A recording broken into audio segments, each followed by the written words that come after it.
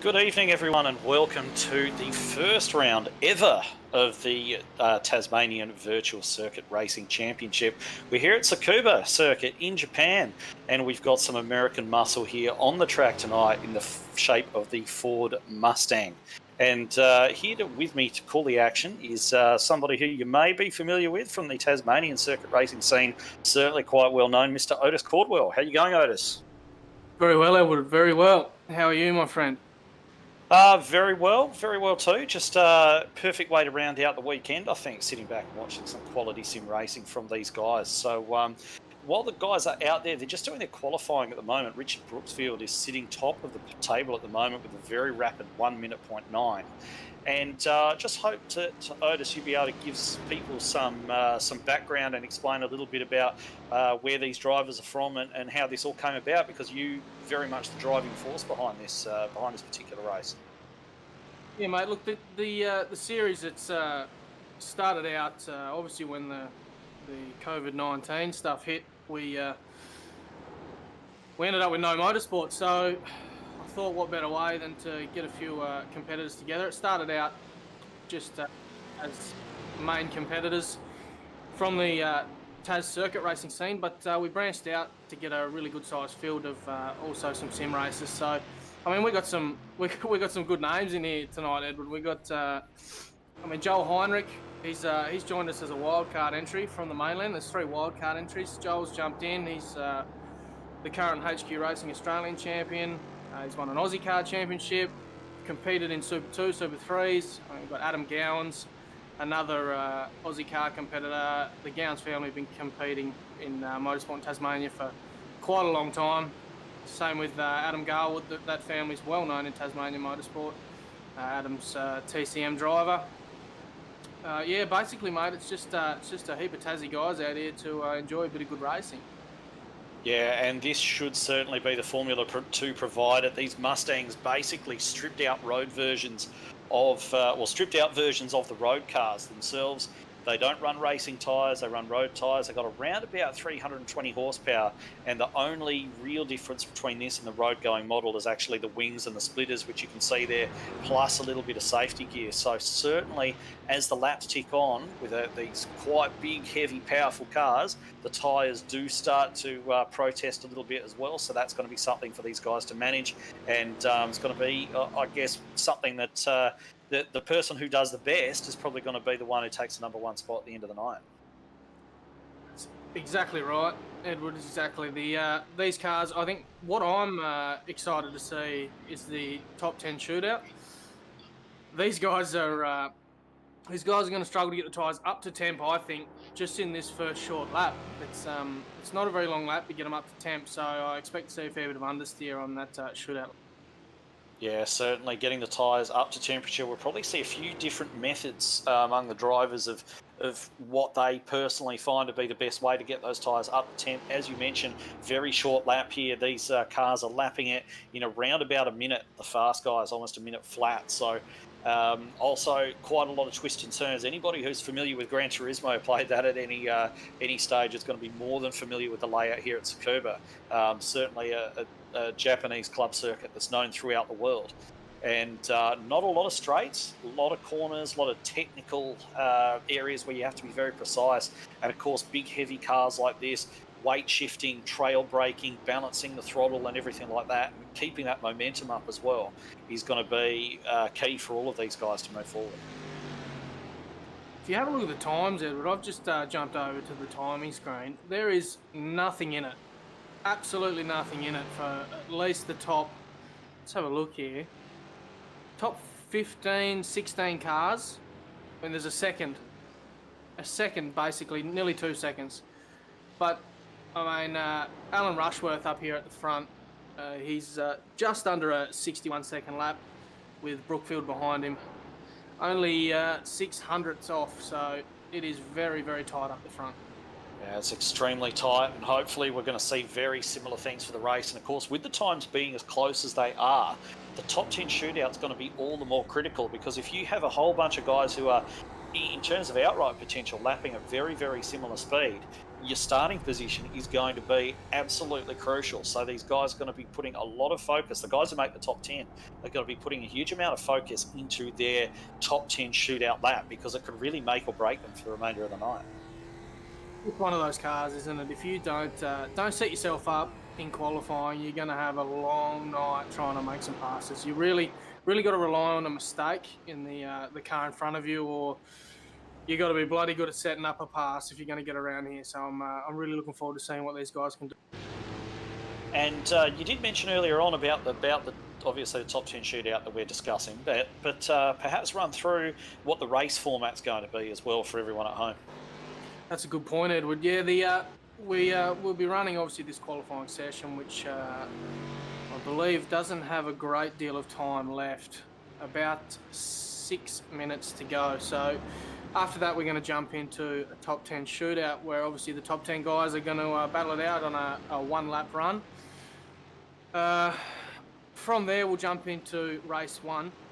And that will be a 6-lap race. I think we're looking at about 27 entries, Edward, at the moment. So it's going to be pretty tight out there on such a short track. But 6 laps shouldn't be too much of a problem. After that, we're going to jump to an 8-lap race, where the starting position will be decided by your finishing position in the previous race. There we go to a double points race for race 3, and that'll be 10 laps. So I think lap traffic may come into play once we get up around that 8 to 10 lap mark. And after the double points race, we'll jump into a reverse grid race. So that'll actually be a race dedicated to Ian Beachy, who sadly passed away early hours of this morning. For anybody that didn't know, Ian was a massive name in Tasmanian motorsport, speedway and circuit racing. I think it's a good way to give him a little bit of a send-off here with naming the reverse grid trophy race after him tonight. Yeah, and certainly our condolences going to the family and friends of Mr. Beachy. But if there's no real racing on to be able to dedicate to him, then certainly, this is I believe going to be a fine substitute, especially with the very strong field that we've got out here tonight. You did mention it, that there's around about 27 cars, I believe, out there ready to take to the track for these races, these 4 races that we're going to have on for you tonight. And the other thing to remember, of course, just in terms of, you did mention the lap traffic, and with such a short lap, if you get involved in any incident whatsoever, you're pretty much going to be ripe for the picking as far as going a lap down is concerned. And the other thing that you have to remember is, even though all these cars are so close together on lap time, you've also got the problem where just the way in which a field stretches out. When you're in traffic, everybody sort of stretches out single file. Guys get holed up, they get pushed off their ideal line, especially if you're battling with somebody. And before you know it, if you're buried in the field, it really doesn't take that long to be 20 plus seconds off the lead. So I think certainly, as you mentioned, lap traffic is going to come into play, especially in those longer races later on. Certainly is. It's another one of those things like we spoke about in qualifying. You've really got to set yourself up and just keep yourself out of trouble on a track like this. Try and force a mistake out of the car in front of you, and just be patient trying to get through. So it's going to be interesting to see the tactics that come out. Yeah, I mean, speaking of patience, there's not an awful lot going on out there at the moment. I've seen quite a few drivers overcooking it and end up facing the wrong way. Of course, everybody gunning for one of those top 10 positions, so they get to take part in the shootout. Certainly a very special thing to be a part of any time that such a format is run. But Alan Rushworth still sitting up top of the table at the moment with that 1 minute 0.9, and then also on a minute 0.9, just slightly more in the hundredths of thousandths of a second, Richard Brookfield sitting there in P2, and then Callum Bishop so close to getting into that minutes bracket as well with a 101.014, and then looking further down, Gowans, Funslow, Stride, Priest, Dillon, Logan and Garwood running in that order at the moment. So there's plenty of racing to come tonight, plenty of fast cars out there. You know these guys better than I do, Otis, so just taking a look at the field down there, who are you watching with particular amount of interest? Who do you think is going to either be somebody to watch in terms of the show they're going to put on, or in terms of a race victory tonight? Who's your pick? I'll tell you what, Ed, if you keep an eye on Sam Stride, I did a practice session with him day or so ago, and he was really fast, really fast. The only thing with Sam is his consistency is pretty good, but in the race, entertainment. Keep an eye on Sam. He doesn't mind showing the nose up the inside of the guys in front of him. So, he's someone you want to watch for a bit of entertainment. Definitely keep an eye on Sam. Callum Bishop, I'm expecting him to place really well tonight. He's a good young, was kart racing, but last year he stepped up into Formula V's down here in the Tasmanian Circuit Racing Championship, and in his first year actually won the championship along with Rookie of the Year, so he's certainly going to be one to watch, Ed. All right, well, there's two names to take a look at. There's a couple of names out there I recognise as well. I've seen a couple of these guys getting around on the ovals that I frequent from time to time. Guys like Dwayne Priest, Aaron Dillon, Todd Maxfield. So I'll be keeping an eye out for guys like that as well, just to see how they get on in this large field. And I can't wait to actually get everything started. We're just over a minute to go in this qualifying session now before we're going to be jumping into the top 10 shootout and all the drama that goes along with that. Then as mentioned, we've got 4 what's certain to be action-packed races coming up on this tight, twisted little track here. 20-odd beasts, big V8 beasts getting around such a tight, twisted little circuit. It's definitely going to be something to watch, I think. One car to take a look at, Edward, is Dwayne Priest's car. And you know Dwayne, obviously, from the Ants car racing and the oval stuff that you frequent. Dwayne's racing tonight a tribute livery of Ian Beachy's first race car, I believe, with his first race number 70. So we would have seen Dwayne before. He used to run the 77 or 777. Tonight he's running the 70 in respect of Ian Beachy. So definitely keep an eye on Dwayne. He's hoping to do Ian proud and get up there on the podium tonight. Well, he is sitting there in 8th position overall and has booked his place into the shootout, provided nobody beats him. Take a couple of cars to beat him, actually, in the last dying seconds of this session. Looks as though he has locked in that shootout spot, so we're going to get to see a little bit more of him and the remainder of our top 10 in just a couple of moments. And I'm guessing that we're going to be running 10th to 1st, which would probably mean that Adam Garwood's going to be our first car out on track. Yeah, I believe that's the way it's going to be run, Edward. I think that's how it's going to go. So, taking a look. Hold on, give me 2 seconds.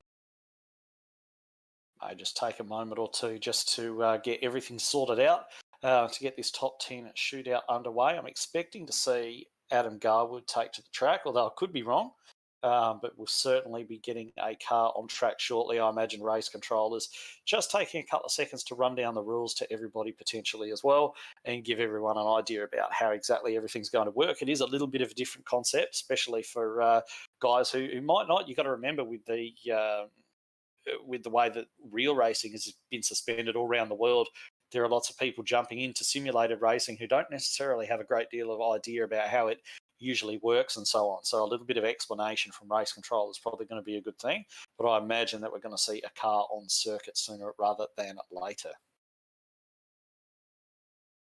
Yeah, it does look like we're going to see Adam Garwood leave the pit lane first. Following him will be Campbell Logan, who is another young kart racer. Dwayne Priest, we spoke about, will be following him, then to Aaron Dillon, and Sam Stride, another one to watch. Adam Funslow, mate, I tell you, he's a guy to keep an eye on for pace.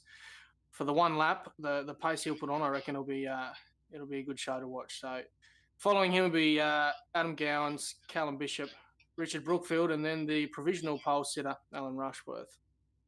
All right, so we can see Adam Garwood just sat there in the number 12 at the end of the pit lane. He has just got underway. So we did talk earlier on about the methods these guys are going to use to get those tyres up to temperature. We'll see if he employs any particular tactics to do that, or whether he's just happy to let them warm up naturally. He doesn't seem to be pouring on a huge amount of pace at the moment, just to probably just hoping to get just scrub a little bit of heat into those tyres before he goes round for his hot one in just a few moments' time. Yeah, Adam's done a fair bit of racing, so it'll be quite interesting to see how he decides to get the temp into his tyres, like you spoke about. He's certainly looking out for a bit of understeer, but Adam's got good pace, so We'll wait for him to jump onto his flying lap here and see what he's got.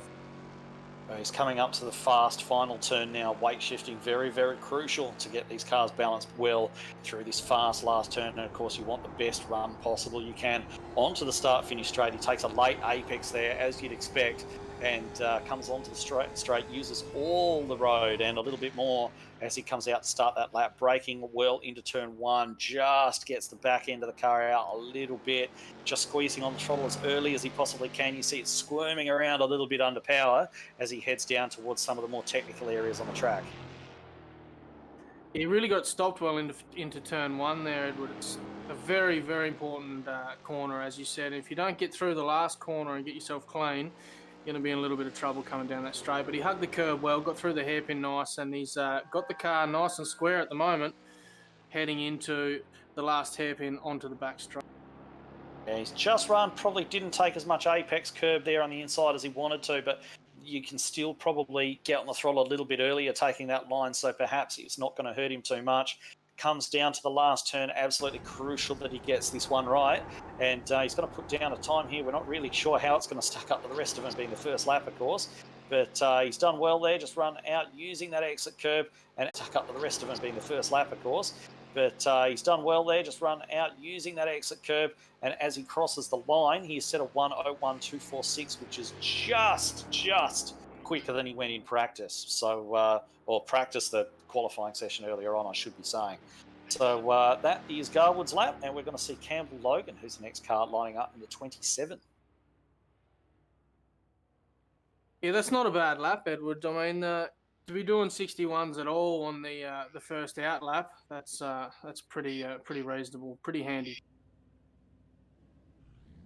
All right, so Logan just heading out of the pits now as well. So it looks as though they're not going to try and run two cars together at once. They're just going to wait for each car to complete its flying lap before releasing the next one out of the pit lane. So that's going to give us the opportunity to take a look at the way each driver prepares for this lap. We've talked a little bit about it so far. And it looks as though Logan just using very much the same technique as we saw from Garwood, not really doing anything in terms of weaving, slamming the brakes on, anything like that, just prepared to just coax those tyres into life gradually and gently. And one of the very important things is not to run wide anywhere during your flying lap, because iRacing will mark you down as having had an off track, and if they mark you down for having gone off the track, then your lap time will be invalidated, and that is a first class ticket to 10th on the grid. So they're all going to be hoping to avoid that, but I would not be surprised at all if somebody runs afoul of that during this session.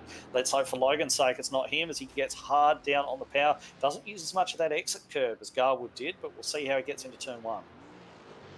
Yeah, that's dead right, Edward. That's dead right. The you run off here in the top 10 shootout. It's going to be really disappointing not posted time, especially when you've got the pace to get yourself up into that top 10. You really want to be getting that lap in. So we'll obviously follow him in here to the left-hander. He's got to the curb very cleanly there. He's got a clean exit. The car hasn't actually got any sideways action.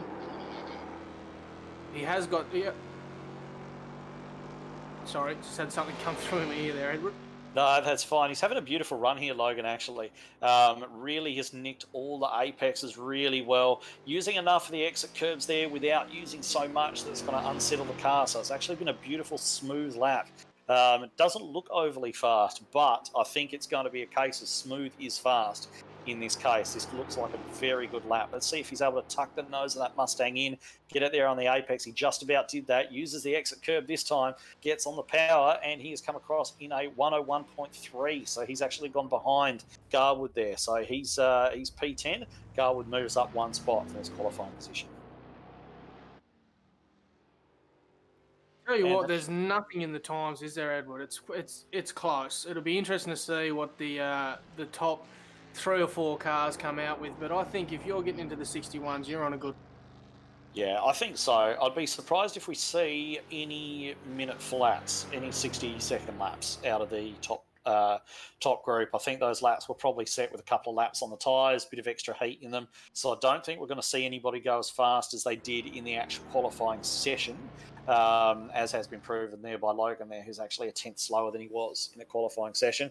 We've got Dwayne Preece out on track at the moment. We mentioned him earlier on with the tribute livery there to Mr. Beachy across the entire car really, but a photo of the great man there on the bonnet, I assume. So he's going to take that number 70 Mustang. Now he's taking a little bit of a different approach. He's not driving overly quick, but he does seem to be taking a couple of stabs at the brakes there, Priest, just to see if he can get some temperature into those tyres. He's kind of jabbing the brakes on, just dragging them a little bit, trying to get a little bit of the heat from the brakes to work its way into the carcass of the tyre, especially focusing on bringing those front tyres up, I think. Tell you, Dwayne's done quite a bit of racing in his time, so he certainly knows how to get the most out of a car. And one of the things that I think Dwayne excels at is using old tyres or cold tyres. He seems to be really good with getting the most out of a tyre that's actually not very. And this may be a tailor-made situation for Mr. Priest as he just takes a double bite of the cherry there, just kind of double apexes that first turn. And I haven't seen anybody else try that method yet, but it might actually work out for him, just diamonding off that corner a little bit, gets on the power out of that slower hairpin, doesn't waste time drifting across to the other side of the track, sets himself up immediately for the next turn. Then you've got the sweeper across here. You've got to be careful not to put wheels on the grass in this section. It's tempting to take more curb than you're probably allowed to do. And taking, much different line to the other guys. It seems to be focusing very much on a late apex. Probably could have run a little bit wider out of that turn, but it's also going to come down to what he's able to put together out of this fast final turn as well. Comes down, gets on the brakes, gets it shifted, gets all the way to that heavy Mustang shifted around, up onto the curb there, taking it narrow as he can possibly do it. Runs nice and wide there. Let's see what he comes up with. And it is a 101.248, so he is 2,000ths of a second behind Adam Garwood. So Garwood still sitting on the provisional pole at the moment. Yeah, not a bad lap by Dwayne. I thought he might have come on late to getting the car up and moving, to be honest, on his out lap. I don't know how you thought about that, Edward, but he just seemed to be late getting onto it. But Adam Garwood, like you said, still sitting on provisional pole and sitting pretty at the moment. Yeah, we've got the 013 of Aaron Dillon out there on the track at the moment. He is just going through his warm-up procedure now, getting everything up to temperature as best as he can anyway in preparation for his fast lap. So he's got a couple of turns to go, and he's going to go out onto that long back straight that's so crucial to get absolutely right. We saw Priest really late apex that particular turn, get the biggest run onto the straight you possibly could. I think that's probably a very good way of going about it. I wouldn't be surprised to see Dillon possibly try the same sort of thing. He's certainly right out next to that white line as he turns in here, gets a break, gets a turn, gets on the throttle as early as he dares, and really late apex that turn. Beautiful run onto the front straight here, carrying a lot of speed, I'm sure, and breaking down into turn one. Oh, he just about grabs the apex there. He manages to recover, get that nose in. Grab. Yeah, he's got a nice amount. I've seen quite a lot of guys as they're braking into turn one, getting some really nice angle on the car as they sort of angle it in there towards that apex there, a little bit wide there. Use that exit curve as much as he can, and nicely done, just clipping the apexes there, and got that fast section coming up. Hard on the brakes now to take the tight right-hander, and then he's onto that back straight. Lap's over before you know it. I do like to see these guys running their shootout laps to see who runs what lines, because a couple of these corners, Edward, as you know, you can take a couple of different lines into them and still get some good pace out of them. As you can see, Aaron run that slightly narrower line into the last corner of the straight there, and he's just touched that apex perfectly on the way out of this and crossed the line straight to pole position with a 101.1. So he's done it by 1/10.5, which is not a bad lap. I reckon that's going to take some beating. That's a very good lap. He should be absolutely well pleased with that. Fantastic job from Aaron Dillon, sitting top of the pops at the moment. So Sam Stride, one that we're keeping an eye on tonight. The action man, you tell me, Otis, Sam Stride. So we're going to see what he's able to put in. He popped up a 101.132 in practice. So let's see what he's able to pull out in the shootout. Yeah, he's certainly one to watch when we get to the racing, Edward. I'm really looking forward to seeing what he does. He's not frightened to, as I said, show the nose to the car in front of him. So I'd like to see what he's got for us here in the shootout lap, but I'm certainly looking forward to seeing what he does in the race. Yeah, and he seems to be really winding this thing up quite early in the lap. He's doing a hard sort of race pace lap first up for his warm up. Seems to be doesn't really seem to be leaving a lot on the table here at the moment. As he turns into the final turn, he's going to look, as everybody will be doing, to get a nice run off there. He just fails to apex a little bit. That probably won't actually affect his terminal velocity as he goes across the start finish line into turn one. We'll see how well he actually gets a turn. Just misses the apex at the first time of asking and doesn't actually get in for the second time. So he's carried a lot of speed through there, but I just wonder if that just being a little bit offline is going to hurt his time. Yeah, he really missed it by a couple of foot there. So I think it's his aggressive style. He's gone in with slightly colder tyres, and it just hasn't quite worked out for him. But he's looking good heading into the back half of the circuit here. He's hit just about every apex. So let's see how he pulls it up. Nice and straight. He's a little off the apex again here, but I think you can still get a decent run out of the corner there, even if you don't hit that apex, Edward. Well, yeah, you're exactly right. That corner's got a little bit of banking on it, so it should be fairly forgiving as far as hitting the apex is concerned. We'll see what kind of run he gets through here. Just a little minor correction on the turn in there that may cost a fraction, but we'll see what he does when he gets across the line. Certainly using all the exit curve there, and that's a 101.337. So that is going to put him ahead of only Logan. Not the perfect lap. We saw him miss the corner. Missed the apex there a couple of times. I think he's paid for that in the end. But still inside the top 10 regardless, and at least into ninth. So it'll be interesting to see where he goes from. All right, so the next car we've got heading out of the pit lane, ready to start their flying lap, is the number 32 of Adam Funslow, another driver that you spoke about pre-race, and a great-looking livery, especially in the front and rear bumpers of that particular Mustang, with all the sort of looks like some computer circuitry or something across the front and rear of that particular Mustang. Looks very nicely done. Yeah, it's a nice looking car, mate. Just so everyone's aware, I've just had a message come through that on the broadcast we are having a little bit of trouble seeing some of the custom liveries. So it is being worked on, guys, and we are doing what we can to get them all to show up. But if we are talking about one that you can't see, we do apologize. Yeah, the wonders of trading paints, I think we call that. It's so it works when it feels like it. But in any case, we've got Funslow now taking a really wide entry to that last turn, but appears to be carrying quite a lot of speed, 156 k's an hour there as he crosses the start-finish line, braking hard into turn one. How does he pick up the apex? Does he get the nose in? He almost does. He didn't quite clip it there on the inside, but looked like he had quite a nice exit, and in just a moment he's going to be hard on the brakes for that left-hand hairpin, swings the car in there and really nails it down quite well through the into the apex on that particular turn. And now coming up to the slightly quicker section, foot hard down, speed building here. He's going to have to get right on the brakes, get it stopped nice and straight, and yeah, front discs glowing as he turns into that right-hander there and gets apex nicely done. So onto the back straight. So looking like a good lap, Edward. He's stayed fairly clean. I haven't seen the car get any sideways action going yet. Let's just see how he gets through this last corner. He's going to get into the apex almost perfectly. Got a little bit of a slide on. He's stayed on the green stuff there, and he's got it over the line. He's gone to pole with a 101 dead. That is a fast time, Edward. I'm quite impressed. That is a very, very fast time. We said that Aaron Dillon was going to take some beating, didn't we? But Funslow's certainly come along only a couple of cars later and got that job done.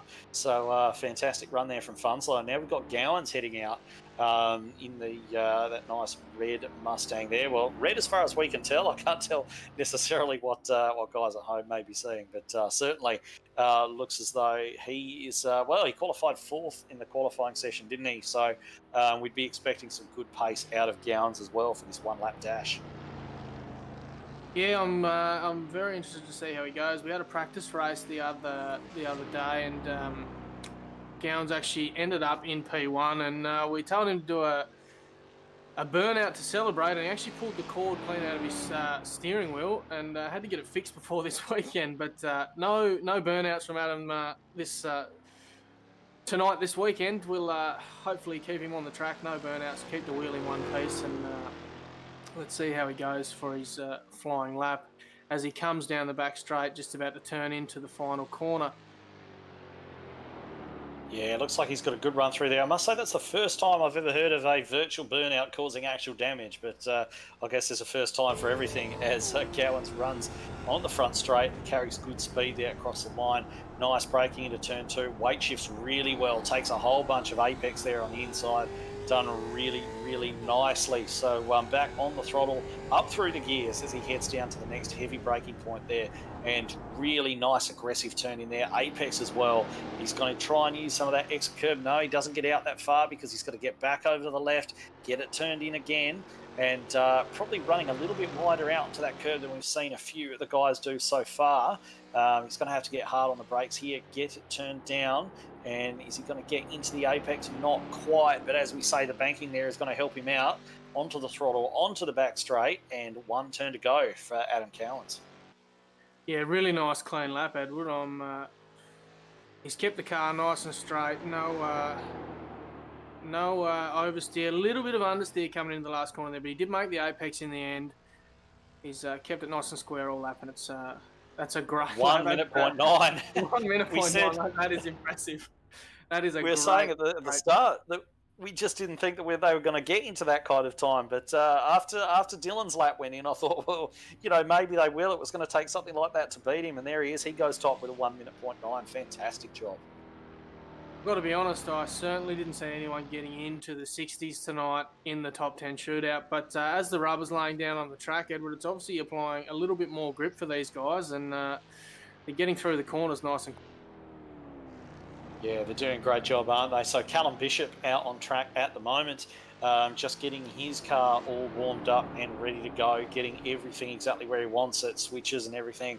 Everything's set up exactly the way he's going to want it for this one flying lap, which is going to dictate so much of how the rest of his evening's going to go. Yeah, that's right, Edward. These guys have really got to, as we've stated earlier, get this lap in as best you can, because it's really going to dictate what you do for the rest of the event. So Callum's on his way through the last corner now. He's got onto that apex, got the power down nice and early, coming across the start-finish line to start his flying lap. Let's see how he gets it pulled up into turn 1. He pulls it up nice and square, gets it turned in, just misses the apex, but uses the outside just to keep himself on the track. It's looking not too bad so far, Edward, as he comes into the first hairpin where he gets onto the apex nice and early. Good drive out. It's looking pretty good. Yeah, it is looking good, isn't it? He carried a mammoth amount of speed across the start-finish line. He was around about 4 k's an hour faster than most of the guys we've seen so far. He's up around about 159 k's an hour as he came across the line. And as you mentioned, just missing the apex there at turn 1, but he's been picture perfect just about everywhere else. So coming down this back straight now, throttle hard down, jammed up against the firewall, and he's going to throw it in here or coax it in, depending on which method he decides to take. Just a slight correction there, bit of understeer. Is he going to be able to gather that back up? No, he's not. He's run the long way round. That's going to hurt him in terms of time, unfortunately, that last turn. And he has come across the line in a 1:01.2, but you got the feeling that it could have been so much better if not for that last turn.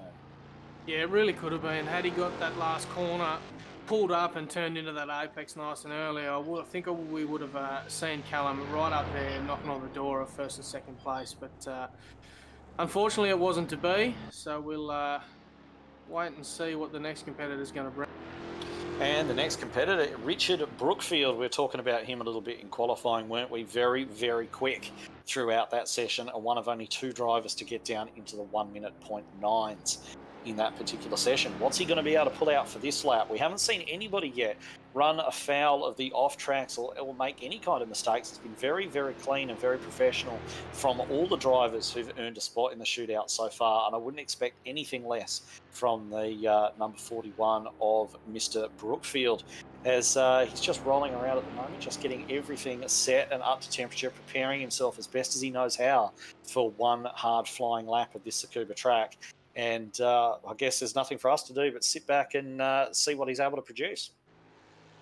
Yeah, that's right, mate. He's shown some really good pace in the practice sessions we've been having leading up to this event. He's a fast driver. He's got some really good racecraft, so I expect some good things out of Richard tonight as he turns in to the first corner.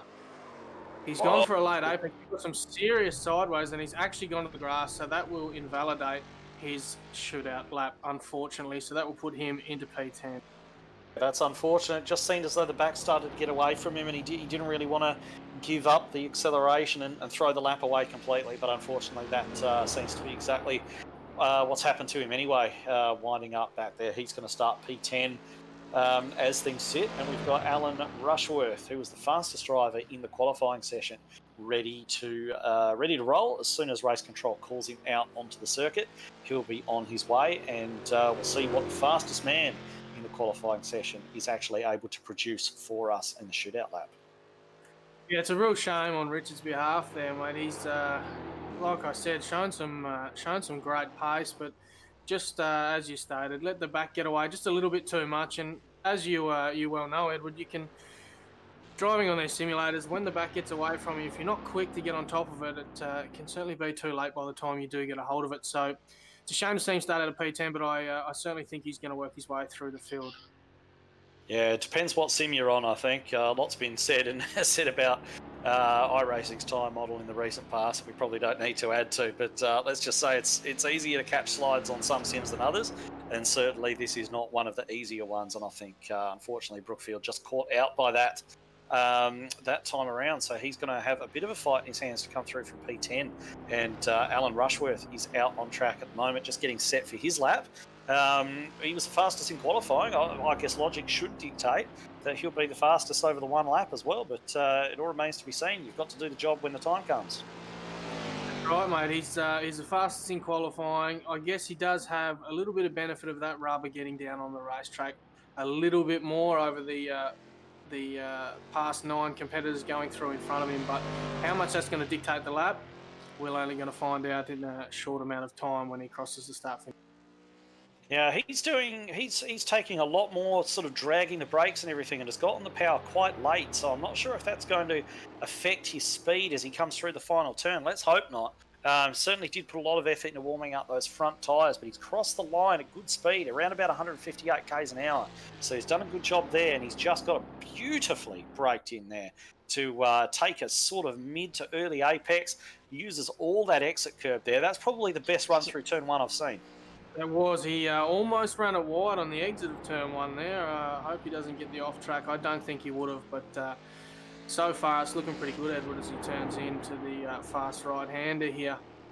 Yeah, I'll be very interested to see what kind of time this has produced, because I've not seen a tyre out of place so far.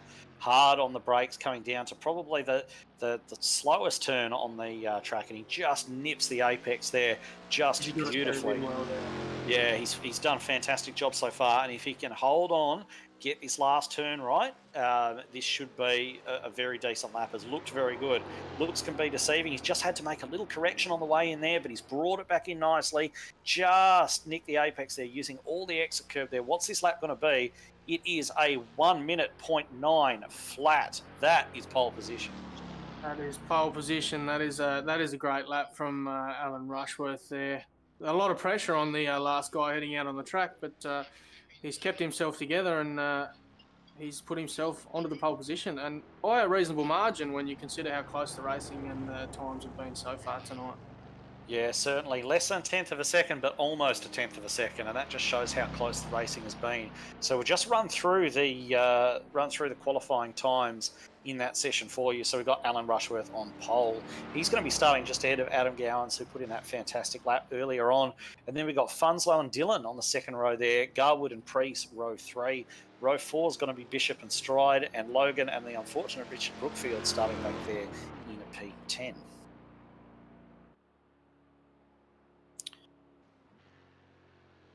So I believe, Otis, that we're going to jump out of this particular session now and take a little bit of a break while all the race gets server gets set up, gridded up, and we should be back for the start of race one, if I'm not mistaken.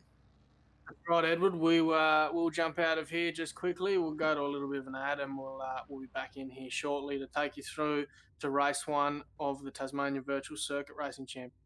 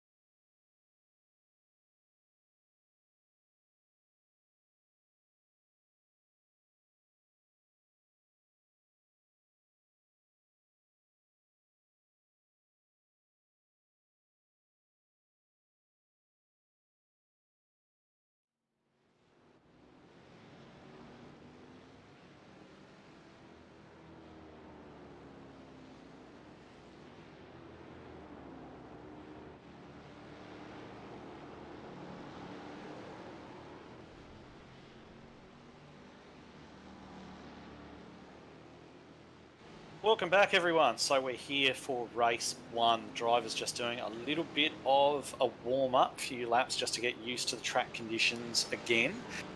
Used to everything on race level fuel and everything else.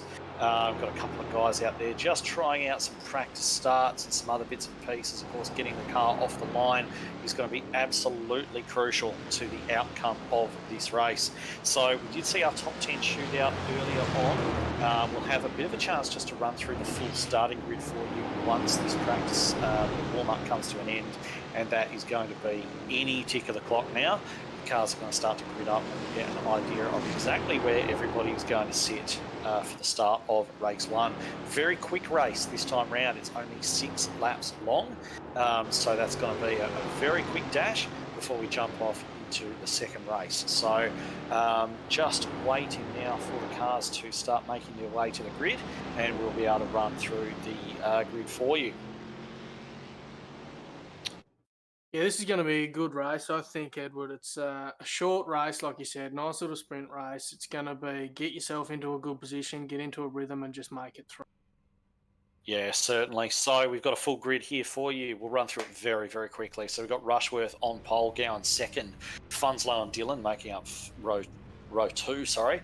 Row 3, Garwood and Priest. Row 4, Bishop and Stride. Then we go back to Logan, Brookfield, Hen, Caplice, Noble, Madden, Webster, Mann, Maxfield, Howe, Creed, Atkins, Heinrich, Burt, Walsh, Nesbitt and Butcher, making up the 25 car grid. So everyone gridding up right now. Rushworth has just got clear track in front of him, as has Gowans. Everybody else looking at a giant rear wing of those Mustangs. We are almost ready for a start, around about 10 seconds away by my clock. So get ready, everyone. All the drivers are doing the same, and we'll be underway very, very shortly. These are an interesting car to follow, Edward. You get up behind one and you can't see a great deal. We had someone jump the start. Funslow, I think it was, has jumped the start. He's going to wind up with some sort of penalty from that, I'm sure. And we are away. Good start. Very clean start from Rushworth off a pole. Comes across to block Gowans. Takes the run into the first turn. Everybody filing through turn 1. Fairly well behaved. A few guys 3 wide. Contact with Logan. Logan's been pushed way out wide.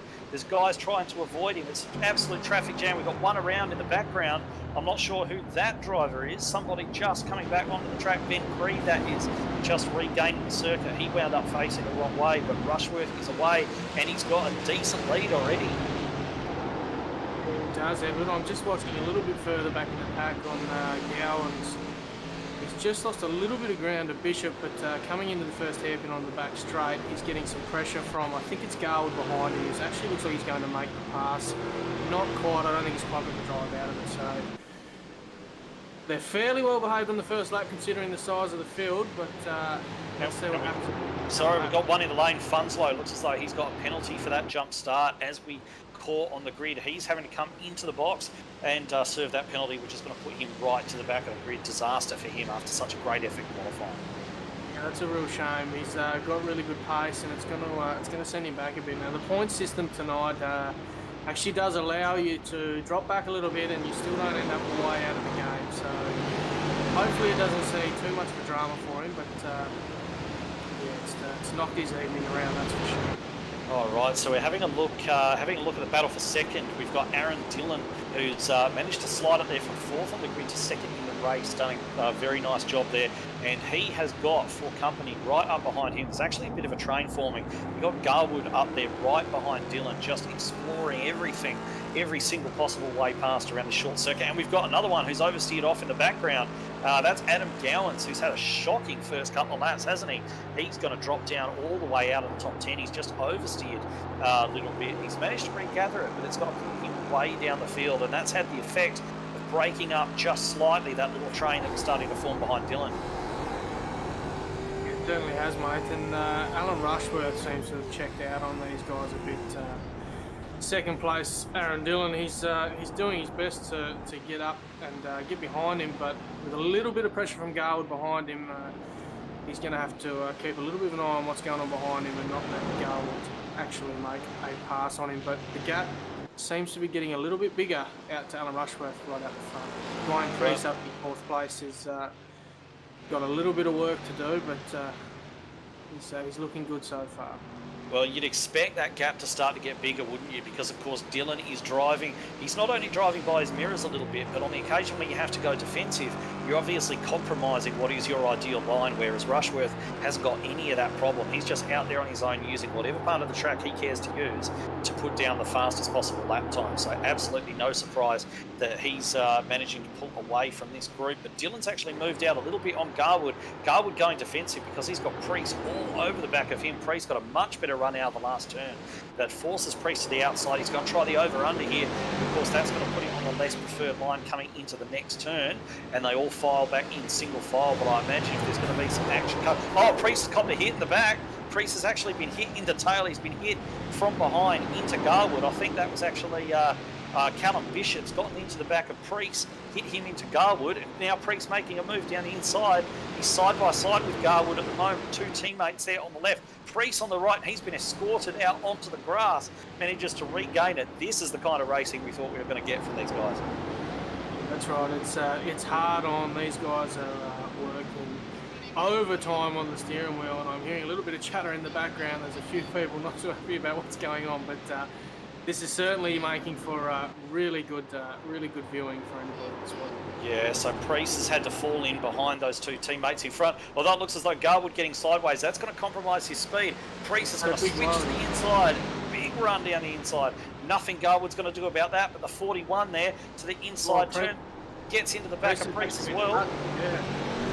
He's been tagged. Priest has been tagged by everyone, and that sadly was there's a big crash fairly well unavoidable. We've got Bishop and a couple others going around behind, which is actually called a safety car. They're actually going to call a yellow here and allow these guys to bunch back up by the sounds of it. There's all sorts of carnage going on in the background with the 2 Rick Motorsport cars getting a wallop into the wall. Why would you not slow down?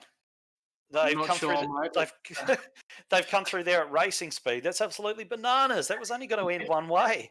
You've seen Priest get turned around. Exactly I didn't actually catch who. I think it was Brookfield actually who sent his nose down the inside of Priest, which kind of kicked that whole thing off. He's gotten away fairly well scot-free, and he was sort of putting his nose down the inside, sort of looking to make it 3 wide on a couple of occasions. Got into Priest, which wasn't surprising given the kind of gaps that he was looking for. Priest has gone around, and a whole bunch of guys are cannon into him, and unfortunately, while we had the cars sort of parked across the track, these other guys are coming there almost, it looked like race speed, and have absolutely just taken themselves out of contention. It makes no sense. Yeah, they're having some problems with communication. I think they've been trying to call a yellow, but the lead car has just kept going. So it looks like he's slowed up now. But we are on to the last lap of the race, I believe. So it might be a little too late. It should be interesting to see the results in this race. It looks like Rushworth slowing down now, but it looks as though everyone's just going to slot in there behind him. Dylan pulling up beside him, and it's going to be pretty much as you were for finishing this race. So no one's allowed to overtake. That's going to allow Rushworth to cross the line, P1. Looks as though Dylan's going to take P2. And who's that there in 3rd? Sam Stride managed to get up there into 3rd place. And Garwood 4th, Brookfield 5th. That's your top 5 at the very least in a crazy first race of this series. Yeah, so we can certainly say that's plenty of action going on in the first race. So hopefully we don't have as big a pile-up in the second race, but there's definitely a bit going on. But a little bit of issues going on with the race control trying to get hold of the cars to pull them up, but. There you have it. There's the first race out of the way, and looks like we're going to jump over into the next race session and get back into it again. All right, so we're going to go to another little break. We're going to get the second race sorted out and set up, and we'll be right back in it for race 2 coming up in just a few moments' time. Stick with us.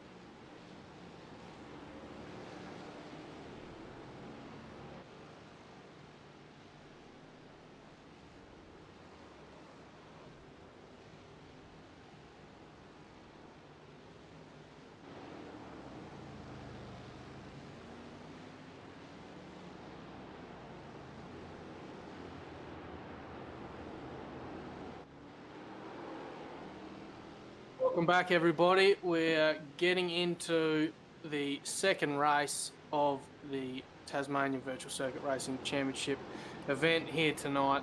After what was a pretty exciting first race, if I do say so myself, I just want to take this little opportunity while the guys are out having a little warm-up, getting ready for the race, to thank a few of our sponsors.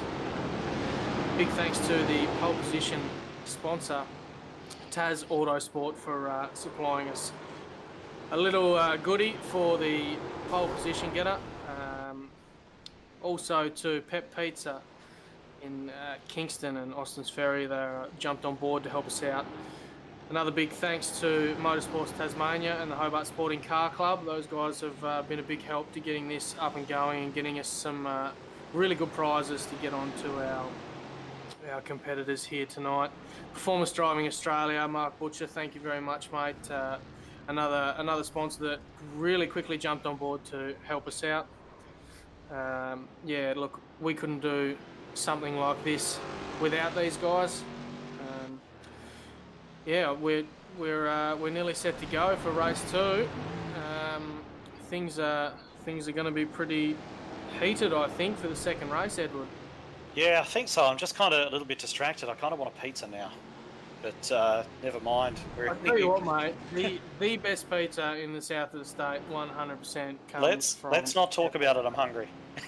You know what? I might even order one for delivery because I think I'm close enough. Give him a shout out, mate. He certainly can't deliver to me across here in South Australia, unfortunately. So hey, look, it might just take a little bit too long to get to you. Yeah, it could be a bit cold. It's going to be cold. Yeah. All right. So, yeah, we haven't got drivers just doing a little bit of warm-up before race 2. It's there's always a little bit of a warm-up before these races. Just gives everybody a chance to get loaded into the server as well. Overcome any little issues that they might have getting in. So they're all getting ready, set to go now for race 2. Going to be 8 laps here for this one, which is 2 laps longer than the last one, which was very, very short and sweet indeed. And we've got a few guys coming from the back of the grid as well, getting involved in a little bit of nonsense in the first race, unfortunately. So we're going to have some quick guys starting a little bit further down the back of the grid, trying to push their way through in the 8 short laps they have to get that done.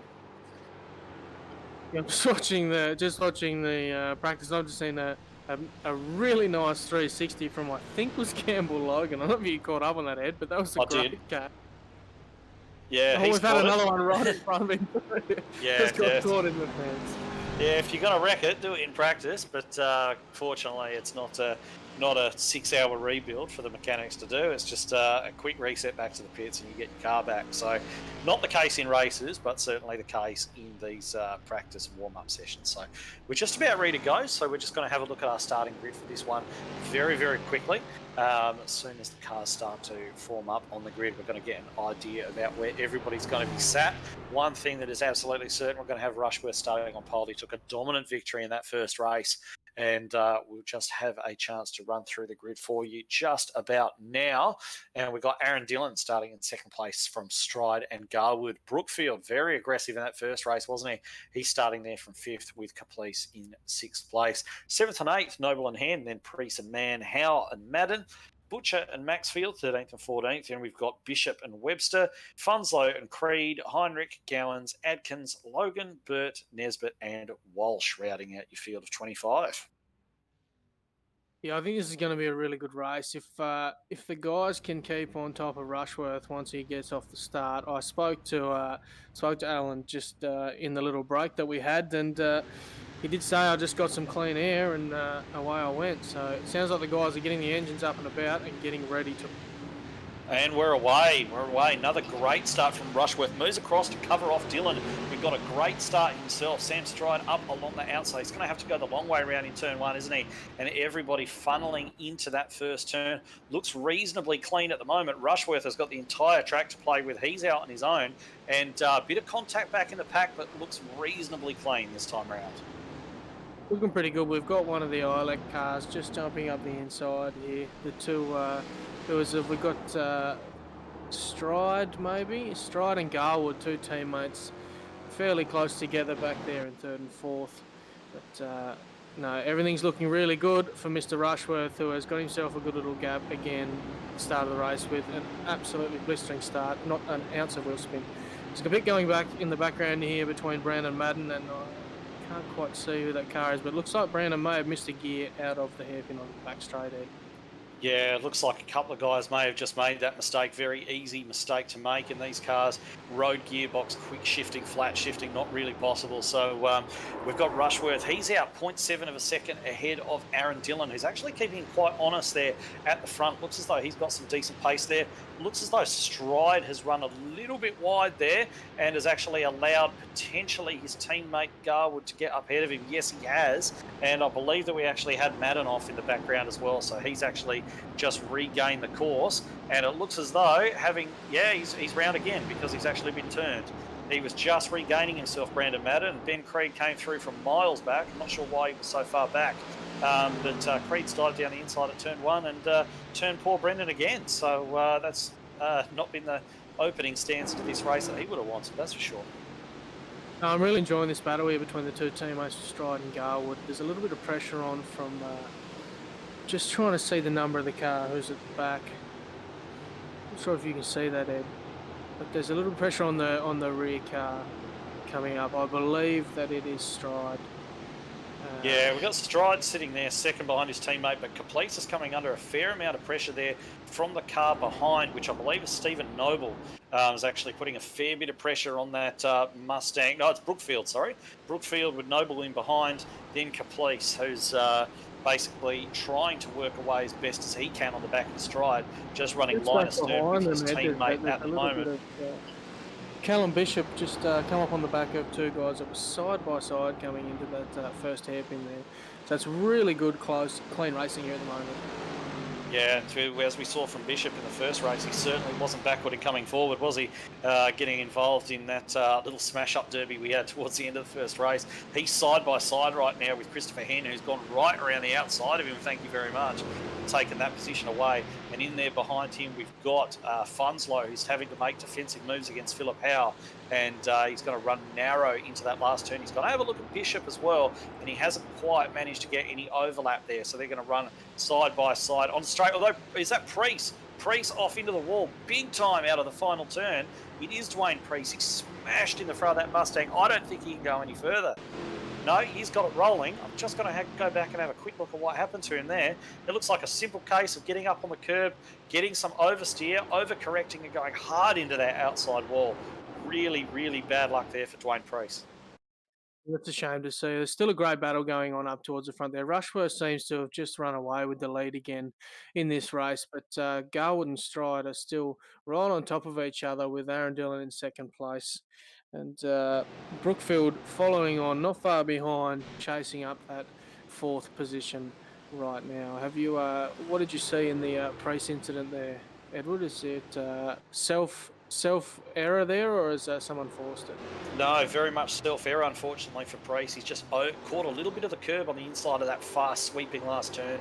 Got a bit of air under the car, got a bit of oversteer, went to catch it, overcorrected straight to the outside wall. And speaking of people having problems with that turn, Mark Butcher in the 24 has gone very wide around there, and that's going to give Todd Maxfield the opportunity to send one up the inside. Not sure if he's actually got enough speed there. Maxfield sends it anyway, snatches the rears a little bit, but Butcher thinks better of it and gives that place away to Maxfield, not wanting to get involved in any contact at this stage. But there's certainly a big battle going on as well between Funslow, Bishop, and Man just hanging on around the outside of Bishop there, just trying to hang on to that position at the moment. Bishop all over him, but he's coming under very, very close attention from Funslow. They're going to go side by side. Bishop's looking up the inside there. He's done enough to stay ahead of Funslow. He hasn't quite done enough. Funslow looks like he's got the run on him coming down the straight, though. He might just have enough overlap to get it done up here at the end of the straight. It looks like he's dropped back a little bit. He might have just had a little less drive, but Bishop comes into cover and does it well without causing any grief to Adam Funslow. Yeah, and that, tell you what, Man's going to be happy to see that as well, because he was side by side with both of them for a moment there. But Bishop really diving in hard under the brakes, isn't he? He's really sending it in, and just about Man's driven wide there, and I think he's done that just to avoid the chance of being dive bombed in there by Bishop. Yeah, there's a bit going on back there in the the front of the middle pack, I guess you'd call it, Ed. There's plenty of really good racing going on here in this second race. We are how many laps in are we? We're 6 laps in. We've got 2 to go, and Rushworth's still looking like he's sitting pretty up the front with no real dramas as long as he can keep it on the black stuff. Yeah, Bishop's just sent one on the inside of Man just while you were talking there. Made a little bit of contact on the way through, and that has allowed Funslow to potentially have a look up the inside of Man. Doesn't look like he's going to be able to get that one done. And of course, these guys are racing this hard for the back end of the top 10, so definitely wanting to secure a decent starting position for the next one. But yeah, certainly Rushworth out in front doing a sterling job.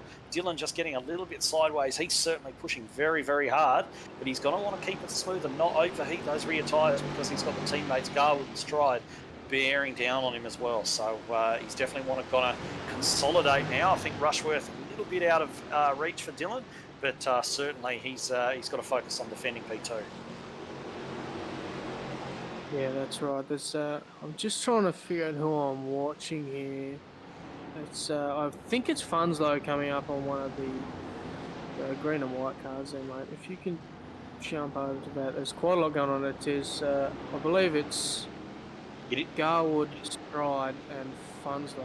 No, Funslow's a bit further down. He's actually battling with Man at the moment. He's all over the back of Tim Man. Is it Steve Noble? Noble is right in there. Big power slide actually onto the straight. It's Richard Brookfield. He's in there right behind Sam Stride and Garwood, the teammates, who have been running line astern since the beginning of this race and doing their best to keep Brookfield at bay. And Brookfield throwing that car around in the way that so few of the other drivers are managing to do. But whether or not that's actually helping those rear tyres stay intact, I'm not sure. But he's certainly got a good turn of speed in that Mustang at the moment, and is going to be wanting to try and force his way forward and break up that little teammate union he's got in front of him. He's on the throttle so early, Brookfield. He's throwing the back end of that car around. But I can't help but thinking on the last lap of the race, he may be just out of time here as we see Alan Rushworth coming up to round this last turn and take his second win in a row. Although it does look as though Brookfield having a look down the inside of Stride. He's gonna Stride hanging on around the outside. Going to get it done. I think he's going to get it done, Edward. Is he going to get the run? Oh, I tell you what, I think Stride has just held on, made it across the line by not very much. How's that? 1/1000th of a second, Edward. Yeah. That is a good finish. 100th actually, but yeah, definitely very, right? very close. Yeah. And Alan Rushworth anyway taking that win again, 2.3 seconds ahead of Dylan, then Garwood, Stride, and Brookfield rounding out your top 5. So I guess there's nothing to do now except for look forward to the third race, coming up. Time's flying by, and a little bit of a longer one this time. Tell us a little bit about it. So the next race we have coming up, we have this will be a 10-lap race, so we have a little bit of time for these guys to get after each other. Obviously, we saw that 8-lap race. So I think that created some really good racing there with a little bit of time to get your tyres up to temp. The guys got into a little bit of rhythm and really got to stick it to each other there. So this 10-lap race coming up will be a double points race. So this is one of the most important races of the night. If you can get yourself into that top bracket, you're going to see yourself accumulating some really good points. So I'm really seeing it going to be something very difficult to get past Alan Rushworth tonight, Edward. I don't know how you're seeing, but he has some serious pace on these guys here tonight. Yeah, he does look to have good pace, and I think a lot of the guys who were in a good position to challenge him did have a bit of trouble in that first race and have dropped down and have not really been able to make any impression on him because they're sort of stuck down in traffic. We saw some very fast guys involved in that shootout who unfortunately came to grief in that first race. So they're still trying to fight their way back through now. And Rushworth, he's taken 2 from 2, hasn't he? So unless the guys, the Dylan and Co can come up with an answer to his pace, then the 10 laps coming up is just going to be more of a playground for Rushworth. Yeah, it seems to be quality lap after quality lap for Rushworth. I see he's, am I right in saying he did a 61 dead in that race? So race pace, out in the clear, no pressure. He's got it made for him there. But Aaron Dillon seems to be he's doing the best he can, but finishing 2 seconds behind him there. If he doesn't stay close to Alan in this 10-lap race, he's going to disappear pretty quick, I think. And unless someone can get up on that double points race, Alan's going to be very hard to beat tonight. Well, of course, the other thing you've got to remember is being a 10-lap race that tyre wear is going to come into it a little bit more. So it's all well and good to have that short run pace, which Rushworth definitely seems to have. But if he's taking more out of his tyres to do that, perhaps it hasn't hurt him in these first couple of short races. Maybe with a couple of laps longer, those tyres might start to die, and we might start to see the guys behind him sort of ranging back up to him in the closing laps. So all remains to be seen. It's all pure speculation, of course. That's right. We'll find out very shortly. But right now, we're going to go to a very quick break again and get ourselves into that next race and see what the 10-lapper is going to bring us. Is the tyre we're going to play a part in it? We're going to find out very soon.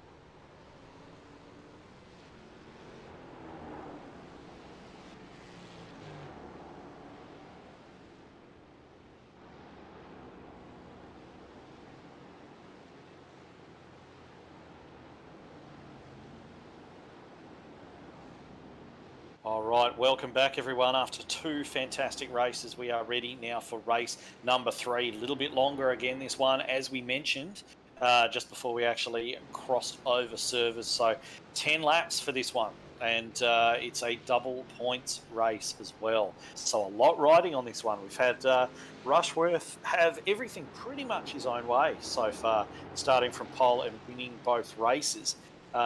Is it going to be the same thing this time around? Not really sure. Longer race, a lot of different things can happen. But of course, it also gives a few extra laps for some of the fast guys buried down the order a little bit to try and work their way back through into a decent finishing position, grab some more points. Of course, double points on offer all the way down the grid. So it's well worthwhile. Every position you make is going to be worth that much more. Yeah, I think it's going to be a good race, Edward. I think this little bit of tyre wear coming in on top of it, I think it's going to make just a little bit of a difference. I don't think it'll be super different to what we just saw in the 8-lap race, but I certainly think it's going to have a bit of an effect, especially towards the middle of the pack, where the guys are working those tyres really, really hard against each other, fighting for position. So if Rushworth gets out to the front, mate, I'm really struggling to see someone getting a hold of him. Yeah, certainly. He just seems to have that little couple of tenths over everybody else, doesn't he? And just put it down consistently with no errors whatsoever, so he can just move away out the front of the field. But there's certainly plenty going on behind him. I'd like to say that this longer race is going to lead to a little bit more patience from these guys, but I think we all know that that's not going to happen. A little bit of dive bombing, a little bit of, let's get up there, let's get it done in the first lap, because as we said, the starting position for your car in these races really dictates how you go. And unless you can force a mistake on the car in front of you, or you're lucky enough for that tyre wear to affect them, it's a hard task to get around here. Yeah, certainly. So we'll run through the grid very, very quickly. Rushworth, Dillon, Garwood, Stride, Brookfield made his way back up. Caplice, Hen, Noble, Bishop, Funslow, Mann, Webster, Logan in 13th. Howe, Heinrich, Maxfield, Burt, Nesbitt, Madden, Creed, Priest, Gowans, Walsh, Butcher, and Hoare making his first start tonight after having a couple of issues getting in for the previous races. But anyway, we are around about 10 seconds away from a start now. The drivers are going to be watching those lights absolutely intent, getting ready, just making sure not to jump the start. We've seen that once tonight already, and we will be going any tick of the clock now. Revs rise, and we are racing now. A wheel spin from Rushworth off the start line there, but how's the start on him? He's had another great start, even though he's had the car at a 30-degree angle on the launch. Yeah, I think it's just a case of most of the guys right behind him had bad getaways as well. Dillon's wasn't fantastic. It allowed Garwood to pull up right alongside him. But, he's been able to hold that inside. Garwood just having a look to the inside. A few guys 3 wide back there. Bishop's involved back there as well, going two wide, 2 by 2 further back in the pack, and hopefully these guys are going to all sort themselves out. They're realising now that every single position is for double the points as it was before, as somebody comes flying through from the back. That's car number 4. Just trying to see, car number 4, Joel Heinrich's done fantastically well, and he's just made a huge jump up past a lot of drivers. And we've got somebody off in the background. I'm just trying to see who that is recovering. I think it's not Walsh. It's Liam Caplice, actually, who actually turned around at the hairpin, and he's had a little bit of side-by-side with Mark Butcher, and they're going to go side-by-side into the final turn now. Yeah, Richard Brookfield's had a great run there in the first lap up to 5th position. Chris Hand is up behind him in 6th, and Tim Mann sitting pretty there in P7 with Joel Heinrich just behind him. So a few guys moving further and further up the grid as the night goes on. It's certainly going to be interesting to see the end results by the time we get to the end of the year. Yeah, Bishop's gone around in the background there as well. I'm just having a look at what's happened to him. It looks as though he's been dive bombed by not 1 but 2 cars, and then turned around by Priest. Unfortunately, Priest copied damage for the 3rd race in a row. But I just want to make mention of Joel Heinrich's first lap as well. He's gone from 15th to 8th on that first lap, and he was driving past some guys. I'm not sure if they checked up or whatever, but he came flying past them like he was in a different formula. It was amazing. Yeah, he's had a really good first couple of laps. Beg your pardon. He's looking very good. We've got Brookfield coming up on Stride here. really, really putting the pressure on Sam Stride. So Brookfield's got really good pace. Sam Stride's had good pace all night, but Brookfield is all over that rim. It looks like he might be setting himself up to try and make a pass. Yeah, I was just having a look as well. We mentioned at the top of the show about lap traffic in these longer races, didn't we? And Alan Rushworth at the moment, he's got a 1 second lead over Dylan, who's keeping him reasonably honest at the moment. But just up the road, Philip Howe is just recovering. It looks as though he hasn't had the best start to this race. And he's going to be, the leaders are going to be catching him sooner rather than later. So that's going to be something additional for Rushworth to deal with. And a factor we didn't speak about at the start of the race, but we did speak about at the start of the show about these longer races bringing lap traffic into play. Yeah, I think by the time we get to lap 7, 8, I think we're going to really start coming across that problem. It's I think it's, especially if we have any incidents in the field. But here comes Dylan, has just made a pass on Rushworth and just a tiny bit of contact there. That was seriously close, but Dylan has completed the pass and taken first place. I'm not sure what happened with Rushworth there. Did you see him run wide, or is he just... he's missed a shift, I think. Yeah, that's... Dylan will make this car the widest Mustang in the world to keep Rushworth at bay here for this double points race. So really, really well done there to capitalise on a small mistake from Rushworth there. Yeah, Rushworth just couldn't get a gear. I've just had a look back on board with him, and just coming out of that last turn, he just could not get a gear for whatever reason. I'm not sure what's taken place there, but unfortunate for him, but great for the race to see somebody else up front. Aaron Dillon sitting there in first place now. Now, as you mentioned, Dillon is going to want to make that Mustang as wide as he can. And keep in mind, if he does that, you've got two guys behind which have been able to run at Dillon's pace all night so far. Garwood and Stride, they've all been very, very close in pace. So if Rushworth isn't able to have an easy move done, he may actually come up against some opposition from his two teammates behind.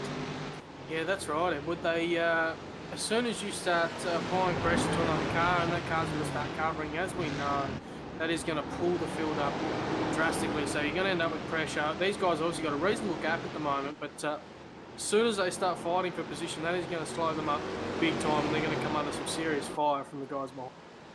Yeah, and if we're having a look at just basing the what we know so far from the first two races, is that you'd expect Rushworth to have the pace advantage over Dillon. That does appear to be the case at the moment, but it's not a big pace advantage, is it? So Dillon is he's sitting there at the moment. He's going to really want to make sure that the two things that you must absolutely do when you're defending is, first of all, make sure that you know where the overtaking points are on the circuit, and make sure that you are strong on the important parts where it's good to get a good exit and put enough space between yourself and the car behind prior to that overtaking zone. And he's done that there, but he has got the throttle a little bit keenly there, got it sideways. Rushworth had a big look down into turn one. I expect he's going to have another big look down in here. Dillon takes the narrow entry there, as he's entitled to do, covers off that inside line. Yeah, that's right. It's certainly going to be interesting to see how this plays out with Rushworth coming in. What he has to be mindful of, obviously, is poking his nose in where it doesn't quite belong, and in turn, if he has to get on the brake a little bit too long, it's going to allow Dillon to have himself a little bit of a gap in front. So he really has to pick where he's going to make his passing manoeuvres here, because, like I said, if he gets in there a little bit too early and has to get on the brake because it's not going to work, he's going to give himself more of a gap. Yeah, definitely. And keep in mind that the car of Howe that's actually up is going to be the first one to go a lap down. It certainly seems so anyway, as Rushworth has a big dive. Sorry, Rushworth, yes. He's got it done too. It's just, how's that? Nice, clean racing from the guys up the front. That is impressive to see. Dillon saw him coming, gave him the room, and there you go. And hopefully we don't see Rushworth run away with this, but it may end up... Yeah, I think that Dillon might be a little bit annoyed with himself there, that he didn't actually cover off that a little bit more. I'm not sure that he expected Rushworth to have a go. I'm not sure why, given how late he braked the previous lap. I mean, when he tried to send it down the inside in the previous lap, he sort of showed his hand to Dillon. He made it obvious what his capability was under brake sense. So, you know, you would think that Dillon may have covered that off a little bit stronger. I guess the one redeeming factor for Dylan, which was what I was about to say before that move was made, is that the car they're coming up to lap there, Howe, is actually Dylan's teammate. So he may be potentially called into play to help out Aaron Dillon in his battle for the lead. Yeah, I think it does seem to look like Dylan may have burnt his tyres up a little bit, Edward. He's got the car behind him in, I believe is that Garwood behind him? Yeah, I think he's got him coming up pretty heavy on the back of him, so Dylan may have actually cooked those front tyres up. We'll have to wait and see how this plays out. Well, it is, because the back end of that lad's Mustang is sliding around quite a lot out of some of the heavier acceleration zones on the track. And he's lost a fair bit of time now. Rushworth just driving away, and he's catching up. Lap traffic is going to come into play very, very shortly. Philip Howe just sitting there in front of our leader, Alan Rushworth, at the moment, and it looks as though there's around about a second gap, possibly a little bit more, back to this pack that's forming behind Dylan. We've got Garwood there, then we've got another two. Sorry to interrupt there. The one of the Eyelet cars just thought about going up the inside of Stride there, but just pulled out, just got on the brakes early. So there's a lot going on just behind the leaders. There's plenty of action just back off the front of this pack at the. Yeah, certainly. There's a good battle going on for second. There's a good battle going on for fourth. There's a good battle going on for sort of seventh, eighth, ninth. You know, the cars running there together as well. There's battles going on up and down the field. Brookfield really putting the blowtorch onto the back of Sam Stride at the moment. He seems to have a lot more pace than Stride does, but at the same time, having a look at Garwood. Garwood having a look at the back of Dylan, a little bit of contact there between the two as well. And I think Howe's just going to sit there on the outside. No, he's going to back out of it and let them all go through. I would have thought that perhaps he would have sat on the outside of Garwood and actually made him take that tighter line into the turn, give him a bit less track to work with, and therefore help out his teammate. But he's actually let Garwood go. Good sportsmanship there at the very least. Yeah, it is great sportsmanship, Edward. That to say that, that's what it's all about here, though. I mean, yeah, we're racing for a few little prizes here and there, and our sponsors have been kind enough to give us those. But these guys are showing real sportsmanship, allowing the lead cars through, allowing them to get their race done, and here we are on the last lap. And I tell you what, throughout the field, there's some seriously good racing going on. Yeah, there is. It's kind of hard to know where to look at times. There's so much going on. And after all of that, the results sheet probably is going to have a very similar look to the result races, but at the same time, that doesn't tell the full story, does it? You know, there's been so much happening, especially with that battle for the lead there. But Alan Rushworth, once again, has stamped his superiority over the rest of this field, making that small mistake, unable to get a gear there, losing the lead, regaining it, and he's going to come out of the last turn, and he's going to take 3 from 3, and most importantly, victory here in this double points race. Yeah, that's right. This double points race is, as we said earlier, it is the most important race on this format. If you can get that double points race secured, that puts you 6 points above the car in front of you. So anyone that doesn't know the points system, the lead car is 55 points. The next car behind goes to 52. So there's a 3-point gap from the lead to second, and from there on it drops down in 2-point increments. So if you can get the double points race victory, all of a sudden you're 6 points in front of the car in front. So it's an interesting result there. As we saw, Dylan had a really good run there, but just couldn't quite hold off Alan Rushworth. So just remembering, we have the double points, not the double points, we've just had that. We have the reverse grid race coming up next. So if you want to see some seriously good racing, we have the quickest guys in the field coming from the rear, and they're going to be charging hard to accumulate a few more points. And let's not forget as well that we've got some guys who have showed some great pace in qualifying. I'm talking about guys like Funslow, guys like Gowans, guys like Callum Bishop, who were very, very quick in qualifying, that have finished right down the order here. So these guys have got a lot of pace in those cars, at least as far as qualifying was concerned, they certainly did. Have come to grief in the races to a certain extent, but finishing as far down as they have, that's going to put them right at the front of the field. So it's not like all the fast guys are starting at the back. We've got Rushworth starting at the back. We're going to have Dylan, Garwood, Stride, those guys all starting at the back. But we've got some very quick guys who are going to be starting up front as well. So I think that Rushworth is going to certainly have his work cut out for him, get all the way through the field and catch up to those quick guys who are going to get the chance to sprint away.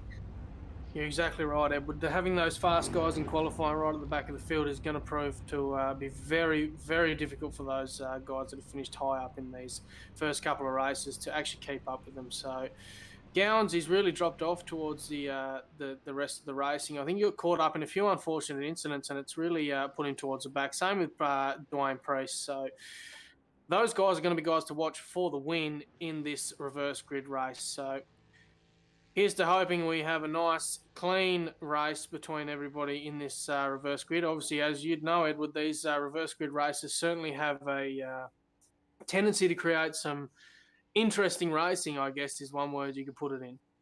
Yeah, certainly. I mean, this is a tight little circuit, isn't it? And it's one of those tracks where it can be a little bit difficult to find places to overtake. There are overtaking places on it.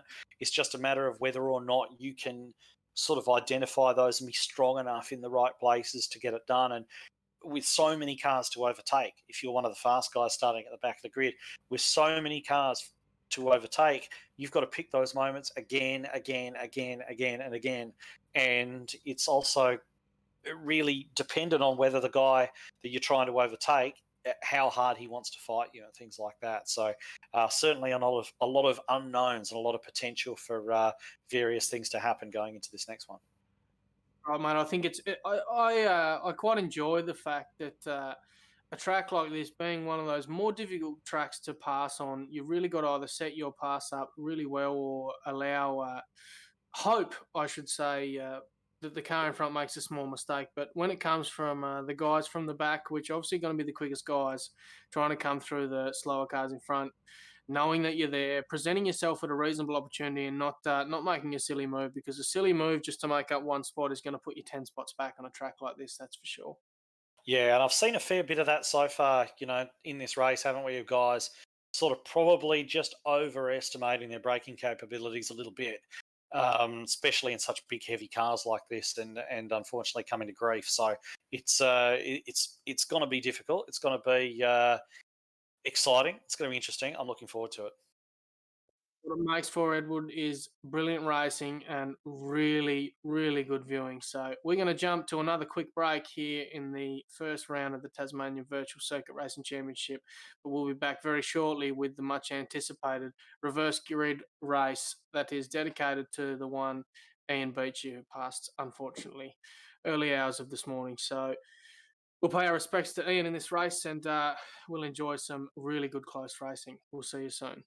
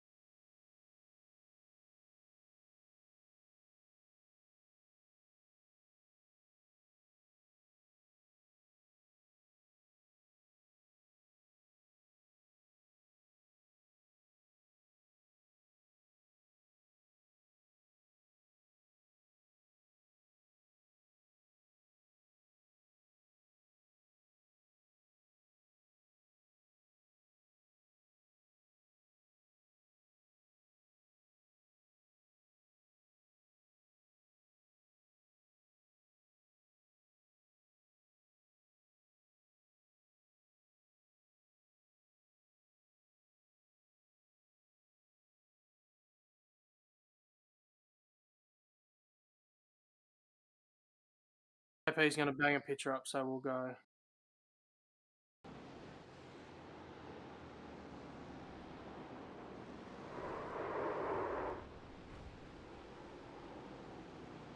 Welcome back, everybody.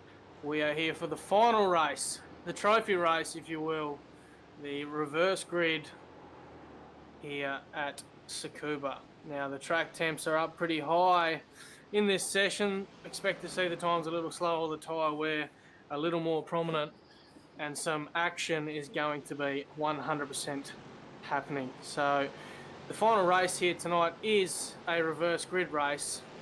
These guys have battled it out all night tonight, getting themselves in prime position for each race following on, and all of a sudden the tables are turned and they will be starting in the opposite of where they are. Edward, what do you think is going to happen here? Do you think we're going to see the front runners get through, or do you think we're going to see the guys at the back get moving?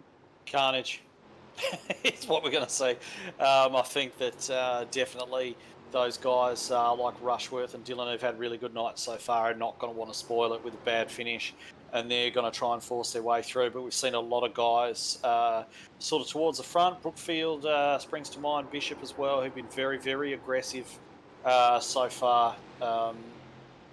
And I don't think that's going to change when they're fighting their way back through from the back end of the field. And I think it's combined with the low grip surface that we've got here now. Obviously, it's warmed up a fair bit.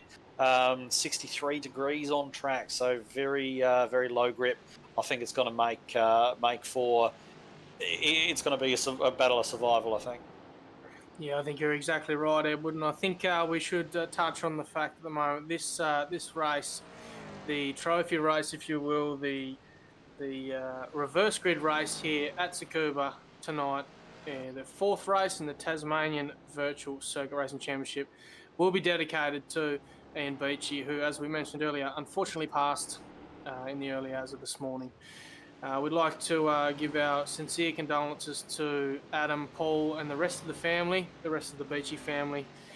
Ian was a much-loved, very, very, very well-respected member of the Tasmanian motorsport community. He was actually inducted into the Tasmanian Motorsport Hall of Fame this year at the annual CAMS dinner, or I should say Motorsports Australia dinner. Yeah, just a lifelong devotion to motorsport for Ian, whether it was speedway, circuit racing. He was actually one of the founding fathers of HQ Racing, which started out some 30-odd years ago here in Tasmania and is still going strong with grids, sometimes in excess of 40 to 50 cars throughout the country. So, as I said, respects to and condolences to the Beachy family. Ian will be sorely missed by everybody involved in Tasmanian motorsport and anybody that ever knew him. He was one of the better blokes you'll ever come across. So rest easy, old fella. We're gonna move into the final race and pay our respects with some hard, close racing to the one and only Ian Beachy. Here we're gonna see some fast cars at the back, some cars that are slightly off the pace at the front, and I think we're going to see some serious action and possibly some carnage, Edward. Yeah, certainly. And I mean, just touching back on Ian Beachy, what a fantastic legacy he leaves behind, having been one of the founders of the HQ series that has been so fantastic. Gowan's, Funslow and Howe. Then going back a little bit further to Bishop, Butcher, Creed and Maxfield. Then Walsh, Logan, Hawke, Caplice, Madden, Webster, Priest, Noble, Heinrich, Mann, Hen, Brookfield, Stride, Garwood, Dillon, guys there. But I think that Rick Birding's been swallowed up, hasn't he, by Nesbitt there. It looks like Nesbitt... Contact back on between Bishop and... Oh, one's gone around and Bishop's been tangled up in along with another lad's car. Livery tonight. Wow. Going to see that taken out so early. Well, that was unfortunate because that car that got spun around should have really held the brakes and he's allowed it to roll back across the track, which has unfortunately taken Priest out. But we've seen that a fair bit tonight from Bishop. These sort of ambitious moves that haven't paid off, and that's yet another one, unfortunately. So he's going to be carrying damage. Rick Burt is absolutely, his car is destroyed. It's great to get that back to the pits at all. Adam Gowan's leading the way from Funslow, Nesbitt, Caplice there having a little bit of a battle with, I believe it was, yeah, no, it is still Nesbitt having a battle there with him.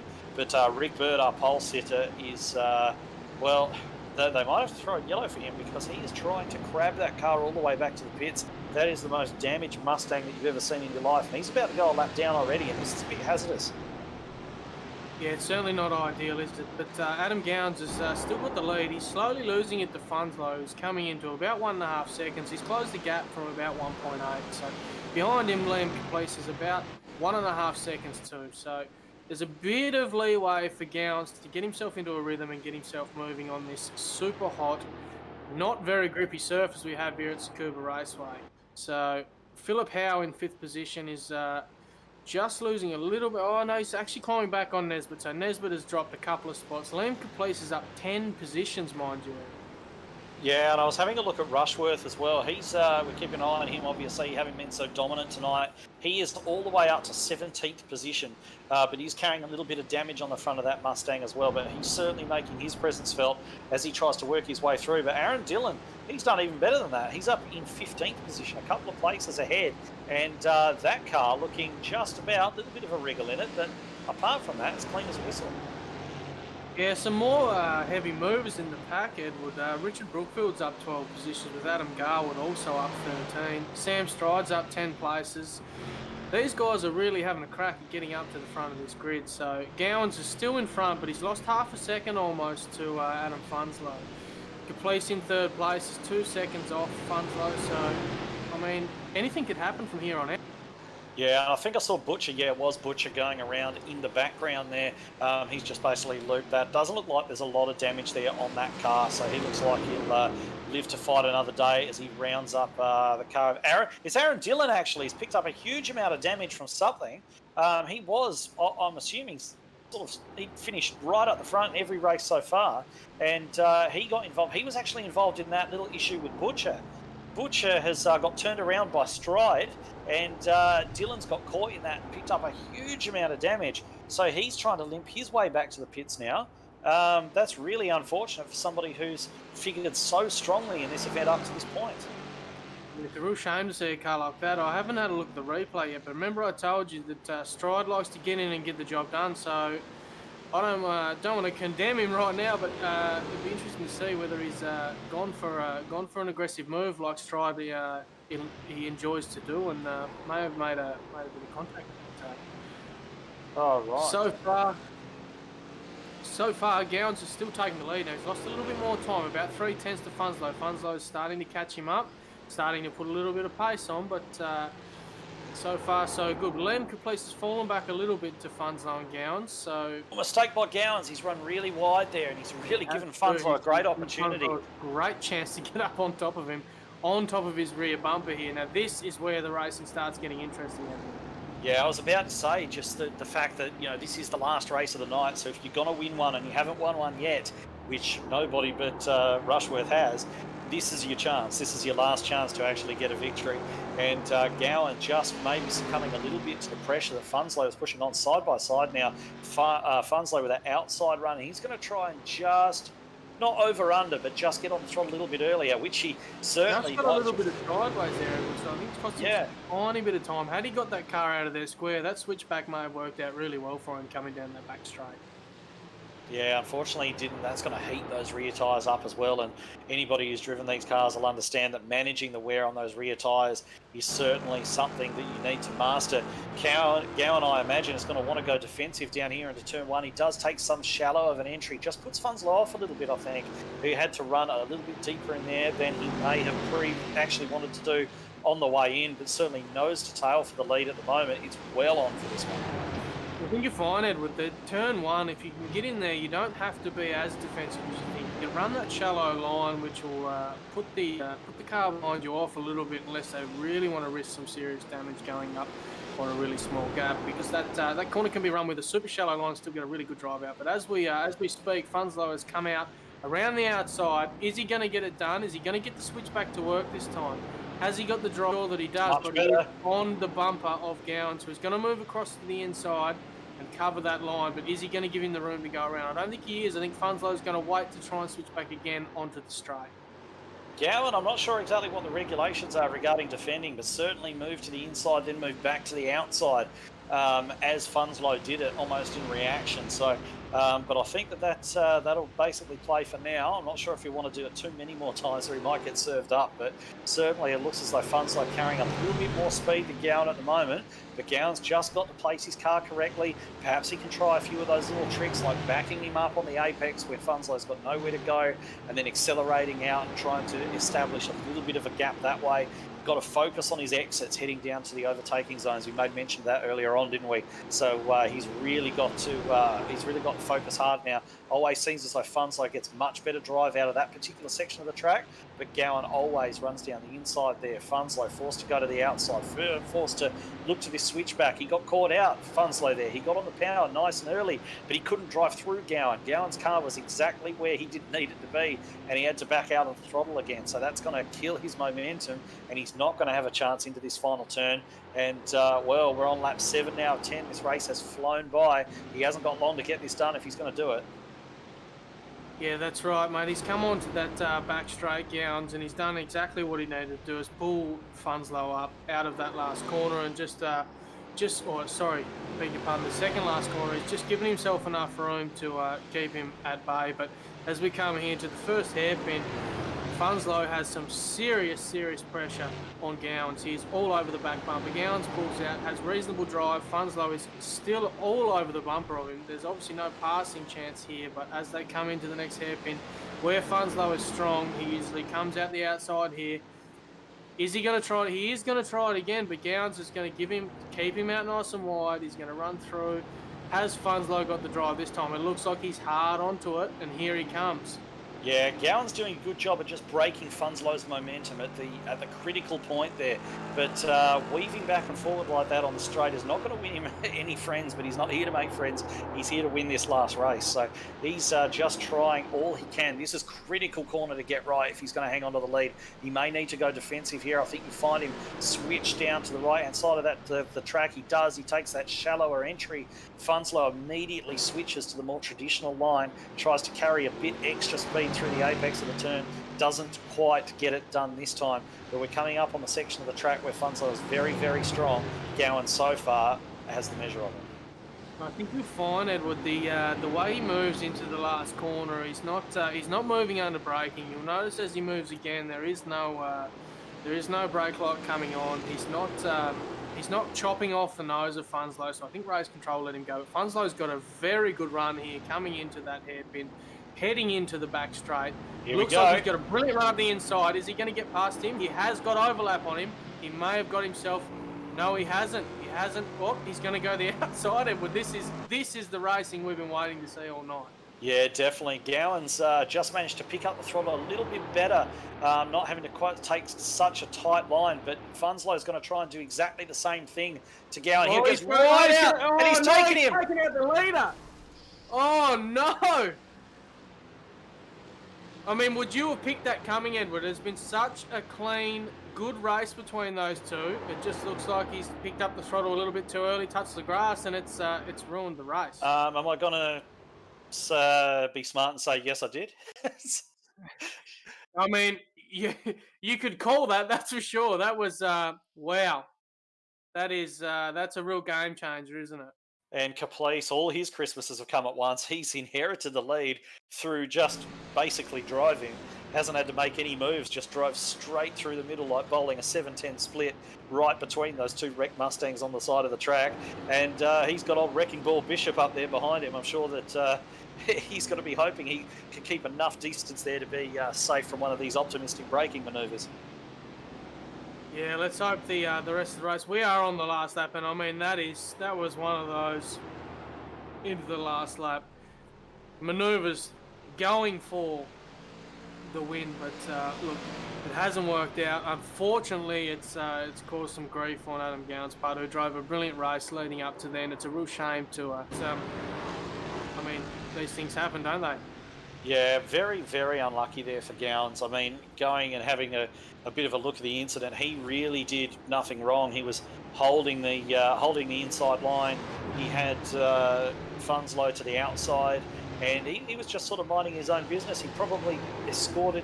Did he even escort him a little bit wide? There's no reason to think that he would have had to give him room. No, he gave him a ton of room, and unfortunately, Funslow's just got out into the grass, overcooked it, and just came back across the track at exactly the wrong moment for Gowan. So very unfortunate for him, but great news for our winner, Liam Caplice. Yeah, Liam Caplice, like you said, all his Christmases, beg your pardon, have come at once. That was great racing between those two. It's just unfortunate that it ended up like that. And those were two guys we said to keep an eye on, wasn't it, Edward? We said those guys were quick in qualifying, and they really needed to be kept an eye on in this. But Liam Caplice has come away with the win. That's kudos to him. That's he's stuck in, never made a mistake, and unfortunately the guys did, and he was able to get through. Yeah, certainly. So he takes the win ahead of Callum Bishop in second place. Brookfield comes home third after all of that, with Garwood in fourth. And those guys were battling up the front, weren't they? They worked their way all the way through. Speaking of working their way through, Stride fifth, House sixth, and Rushworth seventh position. So they've done a tremendous job to work their way all the way through from the back of the field. All of those guys started back in the 20s. And then, of course, we've got Gowans there, who managed to recover to P8. He still won't be happy with that, but it's still a good finish. And then we got Logan, Hen, Walsh, Priest, unfortunately seen getting involved in something earlier on in the race. I don't think he got to have one clean race tonight, and there wasn't a lot of it that was really his fault, was there? So we've got Stephen Noble there in 13th position, then Creed, Mann, Dillon. Aaron Dillon, unfortunately, had such a good race up until this one. Comes home as the last car on the lead lap in P16. And then we're going back to our lapped runners, Funslow, who so nearly had the win. And then we got Webster, Hoare, Maxfield, Heinrich, who had some connection issues in that race as well, I believe. And then we had Rick Burt, Brandon Madden, Mark Butcher, and James Nesbitt, unfortunately DNFing in that particular race. Yeah, man, I'll tell you what, how's their performance from Richard Brookfield and Adam Garwood? They've come from 18 and 19 positions behind. Sam Stride, 17 positions. Alan Rushworth's made himself up 18 positions. That is some serious driving. To get through a field of that many cars on such a short, tight little track, that's some serious driving, mate. I'm impressed. And Liam Caplice to come from 12 positions back to take the win. He's done a very good job. Hopefully we can jump into the green room and have a quick chat with a few of those guys that have made the podium. That was really a race worth watching. Yeah, and one worthy of Ian Beachy, I hope, being the race that was laid out in tribute to him. So yeah, fantastically exciting racing there. So we've got a couple of guys just making their way into the green room. Just want to make sure that they are completely ready to come in here for a quick chat. So we just might give them a moment to collect themselves. But yeah, certainly. I mean, you mentioned about the drive through the field that a lot of these guys have had, and it's worth mentioning as well the way in which we said how close these the times were in qualifying and how close the performance was across the board. So to make up 18 positions in 10 laps is fantastic. It's just really, really good. So yeah, it's great for those guys.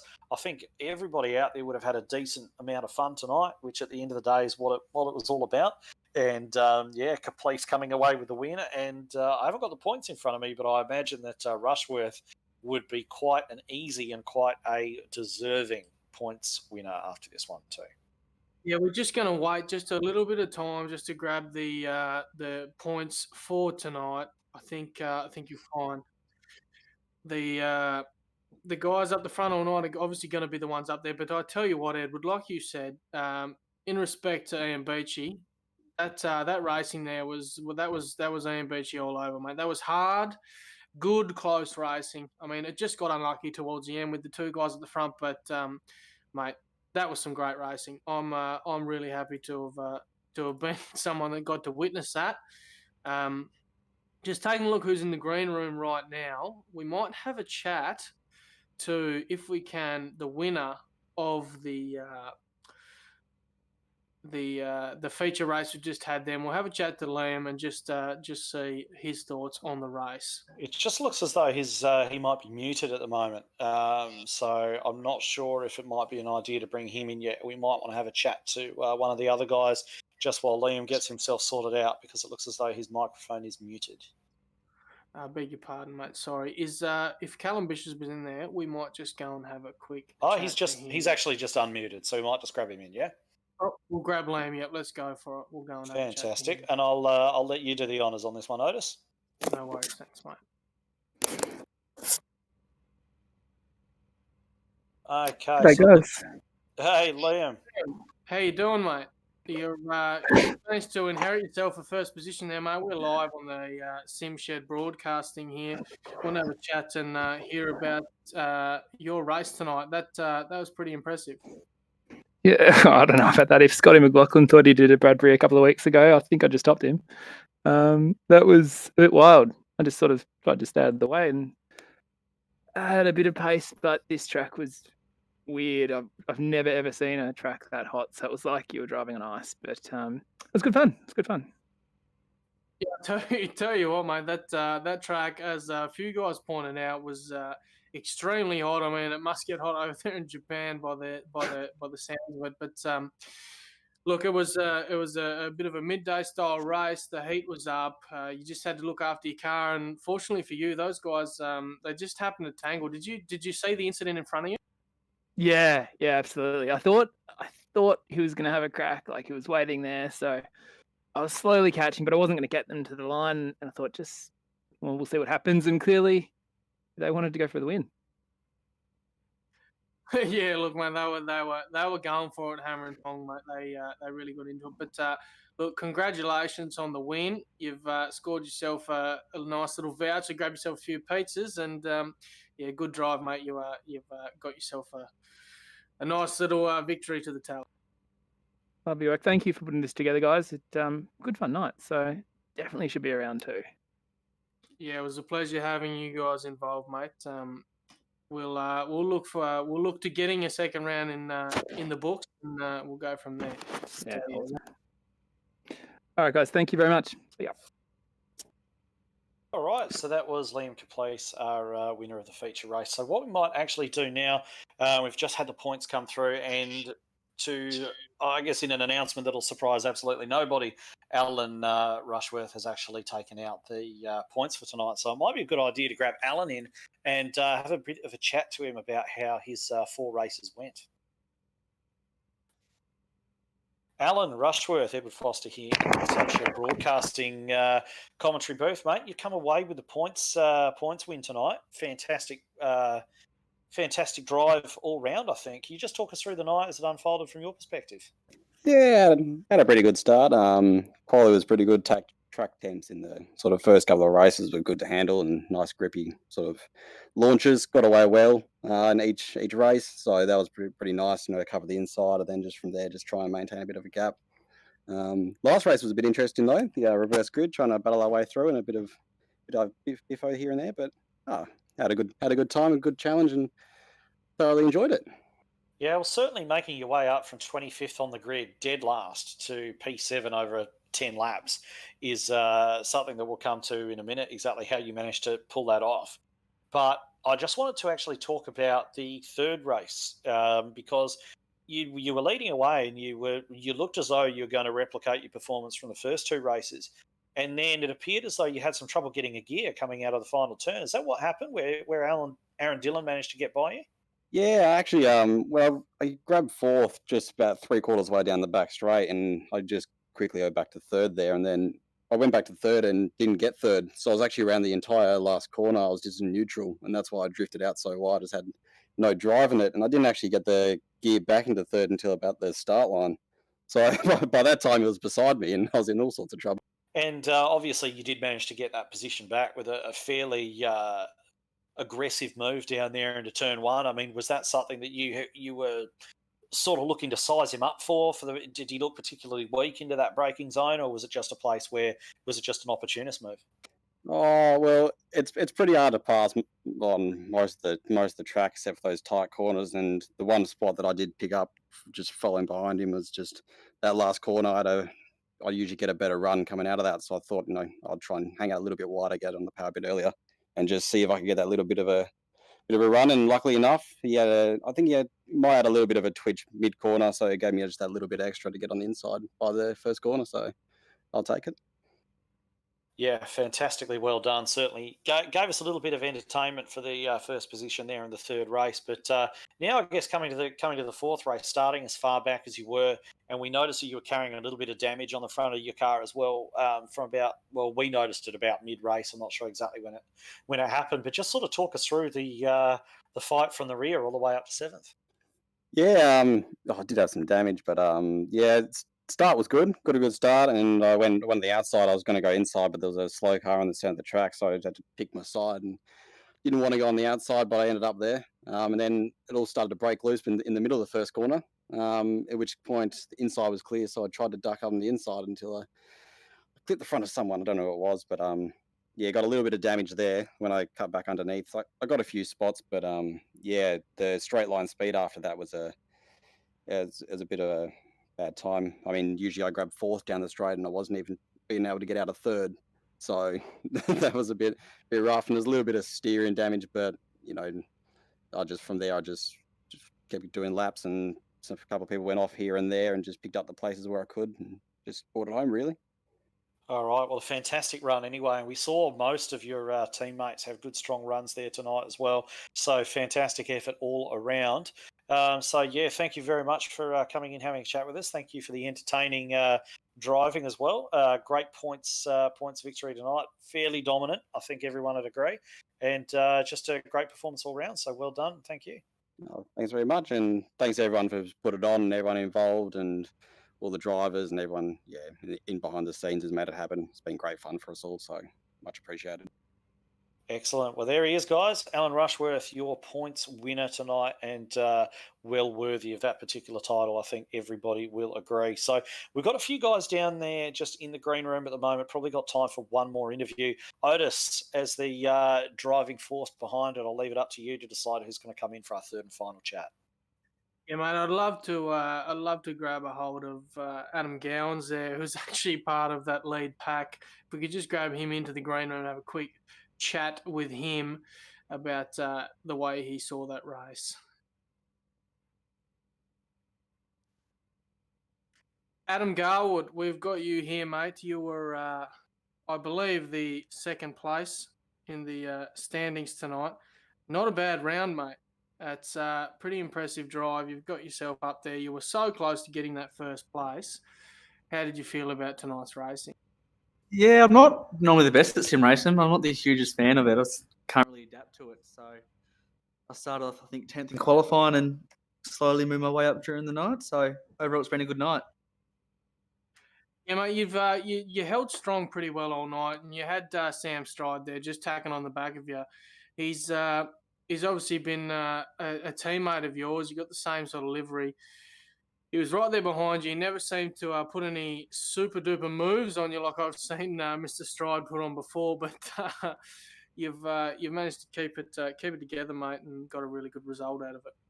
Yeah, we all had a bit of a team there with Sam and Alan. So we both knew we could have the race pace. I struggled a bit at the qualifying pace, but just in the races, just didn't want to do anything stupid and take each other out and just push forward. And we got a pretty good result, 1, 2, and 3. So definitely can't complain about that. I mean, that's a really good result for you guys. You've showed some dominance amongst the team, and we're really happy to have you guys along. Hopefully, we get ourselves up and running for round 2, and we hope to see you guys back into it again. Yeah, definitely. We hope round 2 comes along. You guys have done an awesome job at organising it all, and a big thank you for doing it. So we'll definitely be back for round 2 and hopefully back up the result. No, it's great to have you. We'll look forward to going again, and we'll chat to you soon, mate. Well done on your second place. Hope to see you again, like we said at round. Yeah, no, definitely. Thank you for that. All right, so that was Adam Garwood. I believe we're wanting to just have a little bit of a chat with a couple of the other guys here. Adam Garwood, of course, coming home in a very well-deserved fourth position in that final race. So we want to bring in Adam Gowans now. We'll have a bit of a chat with him. And if we get Otis back in here, it looks as though he's disappeared as well. But Adam Gowans, so close yet so far, mate. You drove a cracking race right up until the end there, where some misfortune befell you. Can you talk us through that a little bit?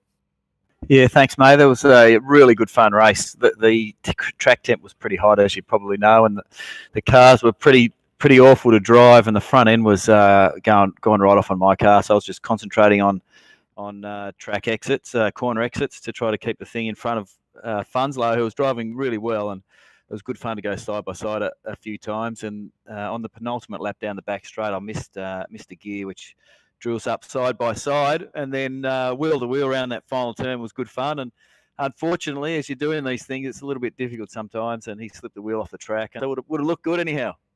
Yeah, it was one of those things where we were sort of sitting back and watching it, and there were particular places on the course where Funslow looked as though he had the advantage, but it seemed as though you'd managed to at least cotton on to where those places were quite early, and were just positioning your car in such a way to just sort of negate that. Obviously, he was drawing up alongside you. You forced him to the outside. He always would try the switchback, but you managed to get to most of the time at least break his momentum, so he couldn't get onto the throttle exactly when he wanted to do it. But certainly it was a great defensive drive up until that stage. And as you mentioned, when you came around the final turn side by side, and you actually gave him a fair bit of space there on the outside, so I'm sort of surprised he ran as wide as he did. Is that just down to the lack of grip that you were finding out there at that point?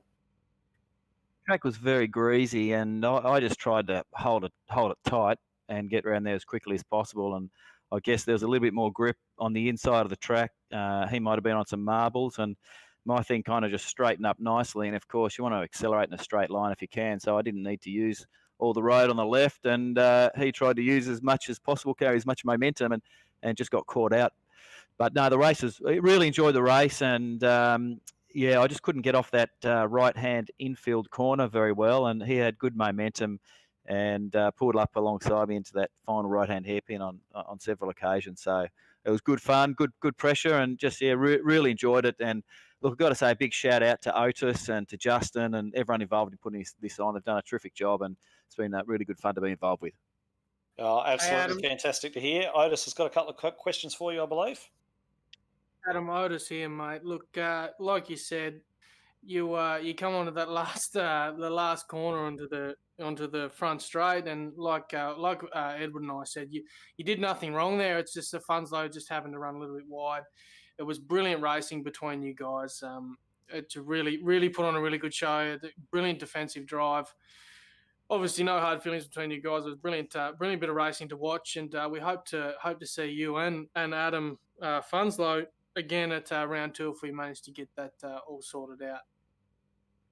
Thanks, mate. Definitely no hard feelings. It was just really good fun. It was nice to be at the front. I was pretty stoked with my qualifying effort, to be honest, and it was disappointing that I didn't manage to start up the front for the rest of the races. But you know, I guess that played into my hands with that reverse grid race, and Funslow was there with me, and he's quick. He's always been quick.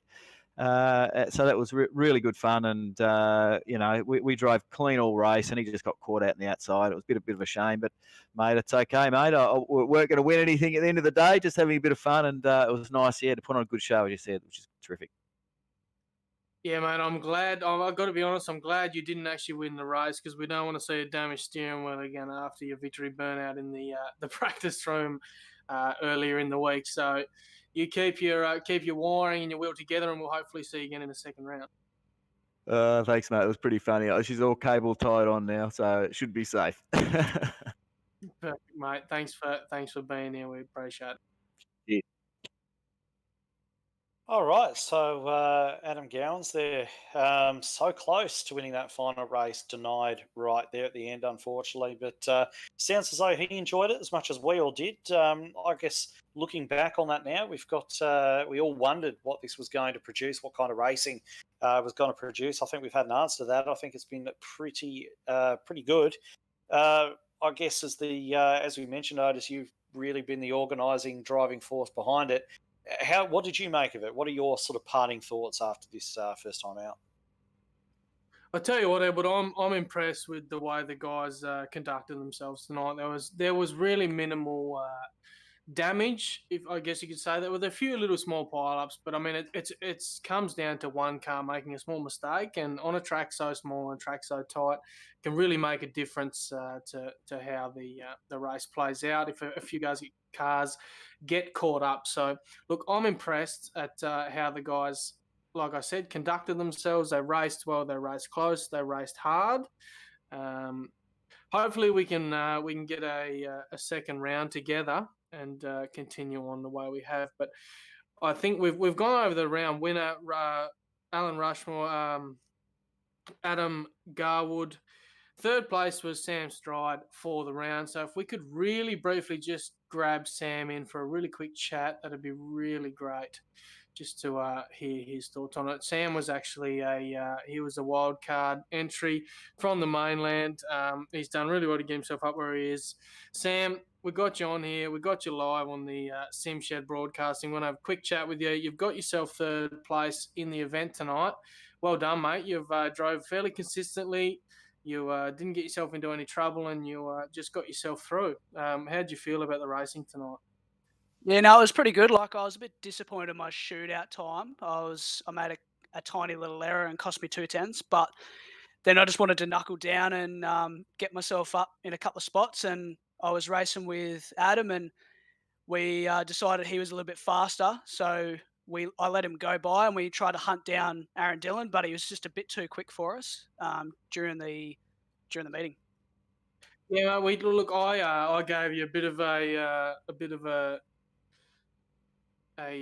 heads up. Gave her the he's gonna do all right. He's the entertainment man. Look, you kept it quite tame tonight. I mean, we had a few practice runs. You and I and Adam and a few other guys having a bit of a race together leading up to this. And look, you don't mind poking the nose up the inside, but when it comes to you and Garwood running together in the race, you were very well behaved, and you kept the obviously the team orders going well, mate.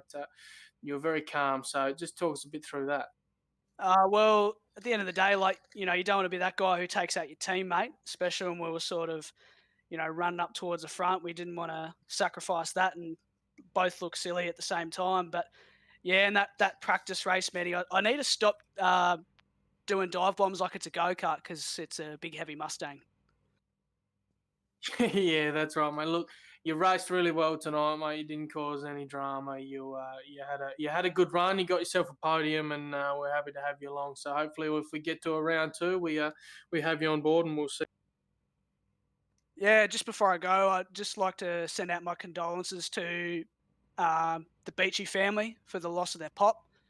My thoughts are going to be with you guys for some time now, and I hope to see some of you down there at the end of the year when I come down. We'll have a beer and remember Ian for the man he was.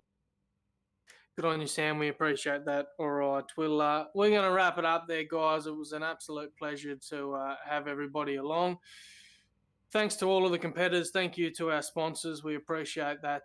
Thanks to Edward Foster for jumping on board with me and grabbing a hold of the mic and running the commentary tonight. Big thank you to JP at SimShed Broadcasting. He's come on and give us a hand in getting the broadcast out there. Got it out to you guys. I think he's done a magnificent job.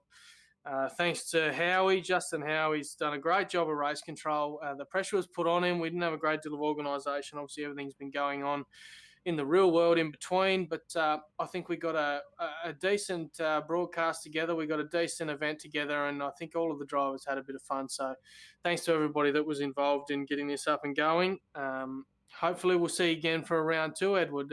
You going to jump on the mic again, mate, or are you going to jump in the seat?